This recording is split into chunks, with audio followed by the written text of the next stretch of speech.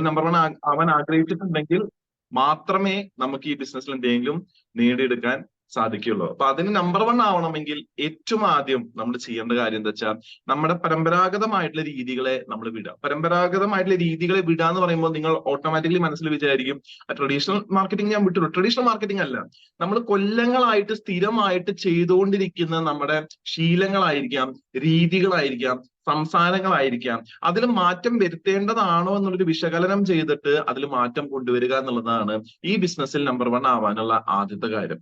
കാരണം എന്താണെന്ന് വെച്ചാൽ നമ്മൾ പല കാര്യങ്ങളും ബ്ലൈൻഡ്ലി ഫോളോ ചെയ്യുന്നത്. ഒരു ചെറിയൊരു കഥ പറഞ്ഞുതരാം. ഒരിക്കല് ഒരു പൂജാരി പൂജ ചെയ്യാൻ വേണ്ടി ഇരുന്നപ്പോ എന്താന്ന് വെച്ച് കഴിഞ്ഞാൽ ഇയാൾ ഈ മണി അടിച്ചു തുടങ്ങി പൂജയൊക്കെ ചെയ്ത് ആരതിയൊക്കെ ചെയ്തുകൊണ്ടിരിക്കുമ്പോ ഒരു പൂച്ച അത് കൂടെ 3-4 വട്ടം പാസ് ചെയ്തു. അപ്പൊ ഇത് 2-3 വട്ടം പാസ് ചെയ്തപ്പോ അത് ഭയങ്കര ഇറിറ്റേഷൻ ആയി, പൂജനെ ശല്യം ചെയ്യുന്നു, ശരിയായിട്ട് മന്ത്രങ്ങൾ ചൊല്ലാൻ പറ്റുന്നില്ല, ഭയങ്കര ബുദ്ധിമുട്ടായി. അപ്പൊ ഇദ്ദേഹം എന്ത് പറഞ്ഞു, ഇദ്ദേഹത്തിന്റെ ശിഷ്യന്മാരോട് പറഞ്ഞു ഒരു മുറ എടുത്തിട്ട് അതിന്റെ മേലേക്ക് അങ്ങോട്ട് ഇടുക, മുറ അങ്ങോട്ട് കമത്തി ആ പൂച്ചയുടെ മേലേക്ക് ഇടുക, കുറച്ചു നേരം പൂച്ച അവിടെ ഇരുന്നോട്ടെ എന്ന് പറഞ്ഞു. അങ്ങനെ അടുത്ത ദിവസം വീണ്ടും പൂജയ്ക്ക് ഇരുന്നപ്പോ ഈ പൂച്ച അങ്ങോട്ട് വന്നു. 2-ാം ദിവസം എന്ത് ചെയ്തു, ശിഷ്യന്മാരോട് പറഞ്ഞ മുറ എടുത്ത ആ പൂച്ചയുടെ മേലേക്ക് ഇടുക എന്ന് പറഞ്ഞു. അങ്ങനെ ഇത് കൊല്ലങ്ങളായിട്ട് പോയി. കുറച്ച് കഴിഞ്ഞപ്പോ പൂജാരി മാറി, പുതിയ പൂജാരി വന്നു, പൂച്ചയാണെങ്കിൽ ചത്തും ചെയ്തു. അപ്പൊ കുട്ടികൾ ഇത് കാണുന്നുണ്ട്. കുട്ടികളിൽ മൂത്ത ആളാണ് അടുത്ത പൂജാരി ആയിരിക്കുന്നത്. അപ്പൊ ഇദ്ദേഹം പൂജാരിയായിട്ട് ഇരിക്കുന്ന സമയത്ത് അനിയന്മാര് രണ്ടുപേരും പറഞ്ഞു, ശരി ഒരു കാര്യം ചെയ്യാം, ഇനിയിപ്പോ പൂജ പിടിക്കണല്ലോ, ഒരു പൂച്ചയും വേണം ഒരു മുറവും വേണം. അപ്പൊ ഓരോ സ്ഥലങ്ങളിലേക്ക് പൂജയ്ക്ക് പോകുമ്പോ അവർ ചോദിക്കും എന്തൊക്കെയാ ഡിമാൻഡ് ചോദിക്കുക. അപ്പൊ പറയും പൂജാരി വരും, വേറെ ഒന്നും വേണ്ട, ഒരു പൂച്ചയും വേണം ഒരു മുറവും വേണം. സംഭവം എന്താന്ന് വെച്ചാ പരമ്പര ബ്ലൈൻഡ്ലി കാര്യങ്ങള് ഫോളോ ആയി തുടങ്ങി. അവർ ചോദിക്കുന്നില്ല എന്തിനാണിത് അല്ലെങ്കിൽ എന്താണ് ഇതിന്റെ ആവശ്യം, ഒന്നും ചോദിക്കുന്നില്ല. അവരെല്ലാ സ്ഥലത്തും പൂജയ്ക്ക് അവർ ചോദിക്കും, പൂജയ്ക്ക് ആവശ്യമായിട്ടുള്ള സാധനങ്ങൾ എന്താ, കർപ്പൂരം വേണം, തേങ്ങ വേണം, ഒരു പൂജ്യം വേണം, ഒരു മുറം വേണം. കാരണം എന്താ, അവര് കണ്ടു വളർന്നത് ഈ കാര്യമാണ്. അപ്പൊ അത് എന്തിനാ ചെയ്തേ, എന്താ അതിന്റെ ആവശ്യം എന്നുള്ളത് അവർ ചിന്തിക്കുന്നില്ല. അപ്പൊ ഇതാണ് പരമ്പര എന്ന് വെച്ചാൽ നമ്മൾ ബ്ലൈൻഡ്ലി ഫോളോ ചെയ്യണം. അപ്പൊ നമ്മൾ ട്രഡീഷണൽ മാർക്കറ്റിലായിരുന്നു നമ്മൾ എന്താ ചെയ്തുകൊണ്ടിരുന്നത്, ബ്ലൈൻഡ്ലി നമ്മുടെ ജനറേഷന് മുന്നിലുള്ള ആൾക്കാർ എന്താണോ ചെയ്തത് അത് ഫോളോ ചെയ്തുകൊണ്ടിരിക്കുകയായിരുന്നു. അതൊരിക്കലും ചെയ്യരുത്. നമ്മളൊരു കാര്യത്തെ പറ്റിയിട്ട് അതിനെ കാണുമ്പോൾ നമുക്ക് ബേസിക് ആയിട്ട് ഉള്ളിന്റെ ഉള്ളിൽ നിന്ന് ചോദിക്കണം എന്തിനാ ഞാനിത് ചെയ്യുന്നത് എന്നുള്ളത്. അല്ലാതെ ഇന്ന ആള് ചെയ്തു എന്നാ ഞാൻ ചെയ്യാം അല്ല. ഏതൊരു കാര്യം ആയിക്കോട്ടെ അതിനൊന്ന് വിശകലനം ചെയ്താലേ നമ്മുടെ ബുദ്ധി വളരുള്ളൂ. അല്ലെങ്കിൽ എന്താന്ന് വെച്ചാൽ അത് സ്റ്റാൻഡേർഡ് സെറ്റ് ആയിട്ട് ഇങ്ങനെ ഇരിക്കും, അതിന്റെ അപ്പുറം പോയില്ല ഇപ്പുറം വരില്ല. ഒരു നോർമൽ ലെവലിൽ അതിങ്ങനെ മെയിൻറ്റെയിൻ ആയിട്ട് പോയിക്കൊണ്ടിരിക്കും, പ്രത്യേകിച്ച് വളർച്ചയൊന്നും ഉണ്ടാവില്ല. അപ്പൊ ഏതൊരു കാര്യത്തെയും വിശകലനം ചെയ്ത് അതിനെപ്പറ്റി പഠിക്കാനും അതിനെപ്പറ്റി ചോദിക്കാനുള്ള ഒരു മനസ്സ് കാണിക്കുമ്പോഴാണ് ജീവിതത്തിൽ മാറ്റം സംഭവിക്കുക. ഈ ബിസിനസ്സിൽ അത് ഭയങ്കര ഇമ്പോർട്ടന്റ് ആണ്. ഒരു മാറ്റത്തിന്റെ ബിസിനസ്സാണിത്. അപ്പൊ നമ്മൾ മാറാൻ റെഡി ആവണമെങ്കിൽ എന്ത് വേണം, നമ്മൾ ആദ്യമുള്ള ട്രഡീഷണൽ ചിന്താഗതി മാറ്റണം. ട്രഡീഷണൽ മാർക്കറ്റിൽ നിന്ന് ഡയറക്റ്റ് മാർക്കറ്റിംഗിൽ വന്നുകൊണ്ട് കാര്യമില്ല. ട്രഡീഷണൽ ചിന്താഗതി കാര്യങ്ങളിലേക്ക് നമ്മൾ എത്തിച്ചെന്നിട്ട് അതിനെ എങ്ങനെ നോക്കിക്കാണുന്നു, അതിനെ എങ്ങനെ പഠിക്കുന്നു, അതെങ്ങനെ ഒരാൾക്ക് കമ്മ്യൂണിക്കേറ്റ് ചെയ്യുന്നു, ആ രീതികളൊക്കെ നമ്മളൊന്ന് പൊളിച്ചെഴുതണം. കാരണം ഈ ബിസിനസ് പൊളിച്ചെഴുതുന്ന ബിസിനസ്സാണ്. അല്ലെ, 2000-ൽ ഈ ഒരു ബിസിനസ് വന്നപ്പോൾ അതുവരെയുള്ള ട്രഡീഷണൽ മൈൻഡ് സെറ്റ് മാറ്റി ഈ ബിസിനസ്സിലേക്ക് വന്ന ആൾക്കാരാണ്. പക്ഷെ ആ ട്രഡീഷണൽ മൈൻഡ് സെറ്റ് അവര് ജസ്റ്റ് സാധനങ്ങൾ വാങ്ങുന്ന ഒരു സ്ഥലത്ത് നിന്നല്ല മാറ്റിയത്. എന്ത് മാറ്റി, അവരുടെ ജീവിതത്തിൽ അത്തരത്തിലെ പരമ്പരാഗതമായിട്ടുള്ള ചിന്താഗതി എവിടെയൊക്കെ വരുന്നോ അതൊക്കെ മാറ്റി ആർസിഎമ്മിനെ സീരിയസ് ആയിട്ട് എടുത്തു. അല്ലെ, എന്തായിരുന്നു ഒരു പരമ്പരാഗത ചിന്താഗതി, എല്ലാ കല്യാണങ്ങളിലേക്കും പോകണം, എല്ലാ പ്രോഗ്രാമുകളും മിസ്സാവാതിരിക്കണം, എല്ലാ അടിയന്തരത്തിനും പോകണം, എല്ലാ മരണാന്തര ചടങ്ങുകൾക്കും പോകണം എന്നുള്ളതായിരുന്നു ട്രഡീഷണൽ ചിന്താഗതി.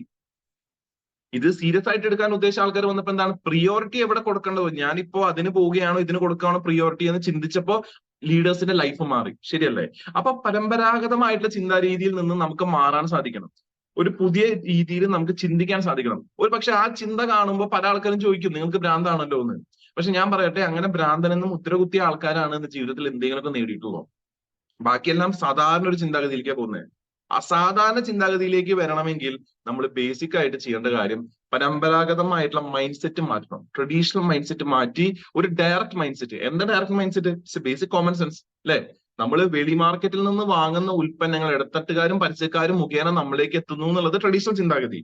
പക്ഷേ നേരിട്ട് കമ്പനിയിൽ നിന്ന് പോയി വാങ്ങാലോ എന്നുള്ളതാണ് കോമൺ സെൻസ്. ആ കോമൺ സെൻസ് 100% വർക്ക്ഔട്ട് ചെയ്യുന്ന ഒരു പ്രസ്ഥാനമാണ് ഡയറക്ട് സെല്ലിംഗ്. അപ്പൊ ഇവിടെ വന്നിട്ടും നമ്മൾ ഡയറക്ട് സെല്ലിംഗിൽ വന്നിട്ടും നമ്മൾ ട്രഡീഷണൽ മൈൻഡ് സെറ്റ് വെച്ചിരിക്കാൻ പാടില്ല. ഡയറക്റ്റ് മൈൻഡ് സെറ്റ് ആയിരിക്കണം. കോമൺ സെൻസ് ഉള്ള ഒരു മൈൻഡ് സെറ്റ് ആയിരിക്കണം. കാര്യങ്ങളെ ഒന്ന് ചിന്തിക്കാനുള്ള, ഇത് എന്തുകൊണ്ട് ഇങ്ങനെ സംഭവിക്കുന്നു, ഇതിന്റെ ഒരു കോൺസിക്വൻസസ് എന്താണ്, ഞാൻ ഇങ്ങനെ ചെയ്താൽ എന്ത് സംഭവിക്കും എന്നുള്ള ബേസിക് ലെവലിൽ ചിന്തിക്കാനുള്ള ഒരു കോമൺ സെൻസ് വേണം നമ്മൾ ഡെവലപ്പ് ചെയ്തിരിക്കാൻ വേണ്ടി. സോ ഏറ്റവും ആദ്യത്തെ പോയിന്റ് എന്ന് പറഞ്ഞാൽ ട്രഡീഷണൽ മൈൻഡ് സെറ്റ് വിട്ടിട്ട് ട്രഡീഷണൽ മാർക്കറ്റ് വിട്ടിട്ട് ആർസിഎമ്മിലേക്ക് വരും. ട്രഡീഷണൽ മാർക്കറ്റ് വിട്ടു, പക്ഷെ RCM വന്നൊരു ട്രഡീഷണൽ മൈൻഡ് സെറ്റ് ആണ്. അയാൾ എന്നെ പറ്റി എന്ത് വിചാരിക്കും, ഇയാൾ എന്നെ പറ്റി എന്ത് വിചാരിക്കും, അങ്ങനെ പോയാൽ മോശമല്ലേ എന്നുള്ളതൊക്കെയാണ് traditional mindset. RCM is a breaker, chain breaker എന്ന് ഞാൻ പറയും. എല്ലാ ചങ്ങലകളും പൊട്ടിച്ചെറിയുന്ന ഒരു പ്രസ്ഥാനമാണ് RCM. അപ്പൊ ഇവിടേക്ക് വരുമ്പോൾ നമ്മൾ ഓപ്പൺ മൈൻഡഡ് ആയിട്ടിരിക്കുക, നമ്മൾ റിഫ്രഷ്ഡ് ആയിട്ടിരിക്കുക, കാര്യങ്ങളെ കുറച്ചും കൂടിയും ഒരു സമാധാനത്തോട് കൂടിയിട്ടും ഒരു പേഷ്യൻസോട് കൂടിയിട്ടും നമ്മൾ കേട്ട് അതിനെ അബ്സോർവ് ചെയ്ത് നല്ലത് വേണ്ടത് നമ്മൾ എടുക്കുക. So first and important point is that traditional mind set ഒഴിവാക്കിയിട്ട് RCMലേക്ക് വരിക. രണ്ടാമതാണ് സെൽഫ് ഇമേജ്. സെൽഫ് ഇമേജ് എന്ന് പറഞ്ഞു കഴിഞ്ഞാൽ നമ്മൾ നമ്മളെ എങ്ങനെ നോക്കിക്കാണുന്നു. നമ്മളൊരു സിറ്റുവേഷനിൽ പോസിറ്റീവായിട്ട് പെരുമാറിയോണ്ട് കാര്യമില്ല. ഇപ്പൊ നമ്മൾ പറയുന്നത് പവർ ഓഫ് പോസിറ്റീവ് തിങ്കിങ്. ഈ സിറ്റുവേഷനിൽ ഞാൻ പോസിറ്റീവായിട്ട് പെരുമാറണം, ഈ സിറ്റുവേഷനിൽ ഞാൻ ഇങ്ങനെ സംസാരിക്കണം, അതല്ല സെൽഫ് ഇമേജ്. സെൽഫ് ഇമേജ് എന്ന് പറഞ്ഞു കഴിഞ്ഞാൽ നമ്മൾ നമ്മളെ എങ്ങനെ നോക്കിക്കാണുന്നു. നമുക്ക് നമ്മളിൽ ഒരു പോസിറ്റീവ് വൈബ് ഉണ്ടോ? It's very important. കാരണം ഈ ബിസിനസ് സെൽഫ് ഇമേജിന്റെ ബിസിനസ്സാണ്. നമ്മൾ നമ്മളെ എങ്ങനെ നോക്കിക്കാണുന്നു അതുപോലെ ഇരിക്കും മറ്റൊരാൾ നമ്മളെ നോക്കിക്കാണുന്ന പോലെ. ഇപ്പൊ ഞാൻ ഏകദേശം ഒരു 200ഓളം മീറ്റിങ്ങുകൾ ഞാൻ പേഴ്സണലി എടുത്തിട്ടുണ്ട്, അതിന് മേലെ ഞാൻ അറ്റൻഡ് ചെയ്തിട്ടുണ്ട്. ഈ മീറ്റിങ്ങിലൊക്കെ ഞാൻ കോമൺ ആയിട്ട് കാണുന്ന ഒരു കാര്യം എന്താ വെച്ച് കഴിഞ്ഞാൽ, ആദ്യം വരുന്ന ആൾക്കാർ ബാക്കിൽ പോയിരിക്കുന്നതിന്റെ പ്രധാന കാരണം അവരുടെ സെൽഫ് ഇമേജ് വർക്കൗട്ടിൽ ലീഡേഴ്സ് അടക്കം, ഞാൻ പറയുന്ന ലീഡേഴ്സ് അടക്കം പല വ്യക്തികളും ബാക്കിൽ പോയിട്ടിരിക്കും. ബിക്കോസ് സെൽഫ് ഇമേജിൽ കോൺഫിഡൻസ് ഇല്ല, അവനവനിൽ കോൺഫിഡൻസ് ഇല്ല. അവരുടെ വിചാരം മുമ്പിലേക്ക് വന്നു കഴിഞ്ഞാൽ എന്തെങ്കിലും പ്രശ്നം പറ്റുമോ എന്നുള്ളതാണ്. ഞാൻ പാണ്ടിലോറി ഒന്നല്ലല്ലോ നിങ്ങൾ ഫ്രണ്ടിൽ ഇരുന്ന് വന്ന് ഇടിക്കാൻ വേണ്ടിയിട്ട്. സാധാരണ ഒരു മനുഷ്യനാണ്, നിങ്ങളെ പോലെ ചിന്തിക്കുന്നതും പ്രവർത്തിക്കുന്നതുമായിട്ടുള്ള സാധാരണ ഒരു മനുഷ്യനാണ്. അപ്പൊ എന്തുകൊണ്ട് ആൾക്കാർ പിന്നിൽ പോയിരിക്കുന്നു? കാരണം അവർക്ക് അവരുടെ സെൽഫ് ഇമേജിൽ വിശ്വാസമില്ല, അവരുടെ സെൽഫ് ഇമേജ് വളർന്നിട്ടില്ല. ഒരു ഉദാഹരണം പറഞ്ഞുതരാം. ഒരിക്കല് ഒരു പ്ലാസ്റ്റിക് സർജന്റെ അടുത്ത് ഒരു വ്യക്തി പോയി. അദ്ദേഹത്തിന്റെ പ്രശ്നം എന്താണെന്ന് വെച്ച് കഴിഞ്ഞാൽ അദ്ദേഹം പറയുന്നത് എന്റെ മൂക്ക് കുറച്ച് നീണ്ടിട്ടാണ്, എന്റെ ചെവി കുറച്ച് ഇങ്ങനെ വലുതാണ്. അപ്പോ ഈ രണ്ട് കാരണത്താൽ ഞാൻ ഓഫീസിലേക്ക് പോയി കഴിഞ്ഞു കഴിഞ്ഞാൽ ആൾക്കാര് എന്നെ നോക്കി ചിരിക്കുക. ഞാൻ ഒരു സ്ഥലത്ത് വർക്ക് ചെയ്യുമ്പോൾ ആൾക്കാർ എന്റെ മുഖത്തോട്ട് നോക്കിയിട്ട് അവിടെ നിന്ന് എന്തെങ്കിലും മറ്റവരോട് പറയുന്നിട്ട് അവർ പൊട്ടിച്ചിരിക്കും എന്ന് പറഞ്ഞു. അപ്പൊ ഈ പ്ലാസ്റ്റിക് സർജൻ നോക്കുമ്പോ ഇദ്ദേഹത്തിന്റെ മൂക്കിന് ഒരു പ്രശ്നമില്ല. ഭൂമിയിൽ 90% ആൾക്കാരുടെ മൂക്കും അങ്ങനെയാണ്. ഇദ്ദേഹത്തിന്റെ ചെവി ഒരു ചെറിയ രീതിയിൽ വലുതാണ്, പക്ഷെ അത് ശ്രദ്ധിക്കാൻ പാകത്തിനുള്ള വലുപ്പമൊന്നുമില്ല. പക്ഷെ ഇദ്ദേഹത്തിന്റെ ഉള്ളിലൊരു തോട്ടാണ്, എന്നെ അത്ര ഭംഗിയില്ല, എനിക്ക് അത്ര സൗന്ദര്യമില്ല, ഞാൻ വളരെ അഗ്ലിയാണെന്നുള്ളൊരു തോട്ടാണ്. അപ്പൊ ഇദ്ദേഹം ഓഫീസിൽ ചെന്ന് ഒന്ന് സംസാരിച്ചു. ഇദ്ദേഹം ഇല്ലാത്ത ദിവസം ഓഫീസിലെ വ്യക്തികളോട് സംസാരിച്ചപ്പോൾ അവര് പറഞ്ഞ കാര്യം, ഞങ്ങൾ ഇയാളെ പറ്റി ചിന്തിക്കാറുമില്ല, ഇയാളെ പറ്റി സംസാരിക്കാറുമില്ല. അദ്ദേഹത്തിന് അങ്ങനെ തോന്നിയാലും നമുക്കൊന്നും ചെയ്യാൻ പറ്റില്ല. കാരണം ഞങ്ങൾക്ക് ഞങ്ങളുടെ കാര്യം തന്നെ ചെയ്യാൻ സമയമില്ല. ഞങ്ങൾ അവിടെ കൂട്ടത്തിലിരുന്ന് സംസാരിക്കും. ഇദ്ദേഹത്തിന്റെ ഈ ഒരു ചിന്താഗതി കാരണം ഇദ്ദേഹം നമ്മുടെ അടുത്തേക്ക് വരില്ല, നമ്മളോടൊന്ന് ചിരിക്കുപോലില്ല. ചിരിക്കാത്ത ആളോട് ഞങ്ങൾ എങ്ങനെ പെരുമാറ്, ഞങ്ങൾ എങ്ങനെ സംസാരിക്കാൻ അങ്ങോട്ട് പോയിട്ട്. അതുകൊണ്ട് ഞങ്ങൾ അദ്ദേഹം മിണ്ടാറില്ല എന്നുള്ള സത്യം. പക്ഷെ ഞങ്ങൾ അദ്ദേഹത്തെ കളിയാക്കാറുമില്ല, അല്ലെങ്കിൽ അദ്ദേഹത്തിന്റെ ഒരു ഡിഫോമിറ്റിയോ അങ്ങനെ ഒന്നും നമുക്ക് തോന്നിയിട്ടില്ല. അദ്ദേഹം അത്യാവശ്യം നല്ല സുന്ദരനായിട്ടുള്ള ഒരാളാണ്. അപ്പൊ ഇദ്ദേഹം ഈ പ്ലാസ്റ്റിക് സർജൻ ചെന്ന് ഓഫീസിൽ അന്വേഷിച്ചപ്പോ എന്താ സംഭവിച്ചെന്ന് വെച്ചാൽ, ഇദ്ദേഹത്തിന്റെ സെൽഫ് ഇമേജ് കാരണം, ഈ വ്യക്തിയുടെ അവനവനെ പറ്റിയിട്ടുള്ള ചിന്ത കാരണം എന്താ ഉണ്ടായേ, ഇദ്ദേഹത്തിന് തോന്നി തുടങ്ങി ബാക്കിയുള്ള ഇയാളെ കളിയാക്കുകയാണ്, ഇയാളെ മോശക്കാരനാക്കുകയാണ് എന്നുള്ളതൊക്കെ. സത്യാവസ്ഥ എന്തായിരുന്നു? ഇയാള് തന്നെ ചിന്തിച്ചു കൂട്ടിയ കാര്യങ്ങളായിരുന്നു. അപ്പൊ ഇയാളുടെ ചിന്ത അങ്ങനെ ആയിട്ട് തന്നെ ഇയാൾ ഒട്ടും സോഷ്യബിൾ അല്ലാത്തൊരു വ്യക്തിയായിട്ട് മാറി. മറ്റൊരാൾക്ക് തോന്നും ഇയാളെ അടുത്തേക്ക് സംസാരിച്ച വലിയ കാര്യമൊന്നുമില്ല, അല്ലെങ്കിൽ ഇയാൾ കുറച്ച് അന്തർമുഖനാണെന്നൊരു ഫീല് വന്നു. അതാണ് സത്യത്തിൽ ഉണ്ടായത്. അല്ലാതെ അയാളുടെ ഇമേജോ അയാളുടെ ഫേസോ അതിനൊരു പ്രശ്നമായിരുന്നില്ല. എന്തായിരുന്നു? ഉള്ളിന്റെ ഉള്ളിൽ നമ്മളെ എങ്ങനെ കാണുന്നു, ഭയങ്കര ഇമ്പോർട്ടന്റ്. ഈ ബിസിനസ് നിങ്ങൾ ഒരാളോട് പറയണം, ഈ ബിസിനസ് നിങ്ങൾ ഒരാളുടെ അടുത്തേക്ക് കൺവിൻസ് ചെയ്യണം. ഈ ഒരു ബിസിനസ്സിൽ നിങ്ങൾക്ക് സക്സസ് ഉണ്ടാവണമെങ്കിൽ നിങ്ങളുടെ സെൽഫ് ഇമേജ് വളർത്തുക എന്നുള്ളത് ഭയങ്കര ഇമ്പോർട്ടന്റ് ആണ്. It's very very very important. ആ സെൽഫ് ഇമേജ് വളർത്തണമെങ്കിൽ നമ്മുടെ ഉള്ളിൽ എന്തൊക്കെയുണ്ട് എന്നുള്ളത് നമ്മൾ തിരിച്ചറിയണം. ഇപ്പൊ ചില ആൾക്കാർ പറയുന്ന ഒരു കാര്യം, എനിക്ക് ഇന്ന വ്യക്തിയെ പോലെ ആവാൻ പറ്റില്ല, അദ്ദേഹത്തിന് മാത്രം ആവാൻ പറ്റുള്ളൂ, ഞാൻ വളരെ പരിമിതമായിട്ടുള്ള അറിവും കഴിവും ഉള്ള ഒരു വ്യക്തിയാണെന്ന് പറഞ്ഞു കേട്ടിട്ടുണ്ട്, പല ആൾക്കാരും പറഞ്ഞു കേട്ടിട്ടുണ്ട്. ഇപ്പൊ ഞാൻ എന്റെ ടീമിൽ വരുന്ന ചില ലീഡേഴ്സിനോട് ഞാൻ പറയുമ്പോൾ, സാറിനെ പോലെ എനിക്ക് എടുക്കാൻ പറ്റും. എന്തുകൊണ്ട് എടുക്കാൻ പറ്റുന്നില്ല? ശരിയാണ്, സാറിനെ പോലെ ചിലപ്പോൾ എടുക്കാൻ പറ്റില്ല, പക്ഷെ അവനവനെ പോലെ എടുക്കാലോ. Right Ramees sir? നമുക്ക് നമ്മളെ പോലെ എടുക്കാലോ, എല്ലാവർക്കും പറ്റും. കാരണം നിങ്ങൾ ആലോചിച്ച് നോക്കൂ, മൃഗങ്ങൾക്ക്, പക്ഷികൾക്ക്, ഇവർക്ക് ഇൻബിൽട്ട് ആയിട്ട് ഒരു സക്സസ് ഇൻസ്റ്റിങ്ക്റ്റ് ഉണ്ട്. എന്താ സക്സസ് ഇൻസ്റ്റിങ്ക്റ്റ്? അവരുടെ ഇരകളെ കണ്ടുപിടിക്കാനായിട്ട് അവർക്ക് ഓട്ടോമാറ്റിക്കലി ഒരു ഇതുണ്ട്. ഒരു കിളിയോടും പറയണ്ട, ആ കിളി എത്ര ദൂരം പറന്നാലും തിരിച്ച് കൂടെ അന്വേഷിക്കാൻ അതിനൊരു ബുദ്ധിമുട്ടുണ്ടാവില്ല. ദിശ കണ്ടുപിടിക്കാൻ അതിന് ബുദ്ധിമുട്ടുണ്ടാവില്ല. കാരണം എന്താ? നാവിഗേഷൻ സിസ്റ്റം ആ കിളിക്കോ അല്ലെങ്കിൽ ആ പക്ഷിക്കോ ഓട്ടോമാറ്റിക്കലി ഉണ്ട്. മൃഗങ്ങളെ സംബന്ധിച്ച് നല്ല തണുപ്പുള്ള കാലാവസ്ഥയിൽ അവരുടെ ശരീരത്തിനുള്ള ആ സക്സസ് ഇൻസ്റ്റിങ്ക്റ്റ്, അതായത് ആ ഒരു തണുപ്പിനെ കോപ്പപ്പ് ചെയ്യാനുള്ളതുണ്ട്. പശുവിനെ സംബന്ധിച്ച് വിശപ്പുണ്ടാവുമ്പോൾ അകിടുന്ന് തിരിച്ചതെടുത്ത് ചവയ്ക്കാനുള്ള ഒരു ഇൻസ്റ്റിങ്ക്റ്റ് ഉണ്ട്, ശരിയല്ലേ? ഇവർക്കൊക്കെ ഓട്ടോമാറ്റിക്കലി ഒരു സക്സസ് ഇൻസ്റ്റിങ്ക്റ്റ് ഉണ്ട്, ഒരു ഡിഫൻസ് മെക്കാനിസം ഉണ്ട്, ഒരു സക്സസ് മെക്കാനിസം ഉണ്ടെങ്കിൽ എന്തുകൊണ്ട് മനുഷ്യൻ എന്നുള്ള നിലയ്ക്ക് നമുക്കില്ല?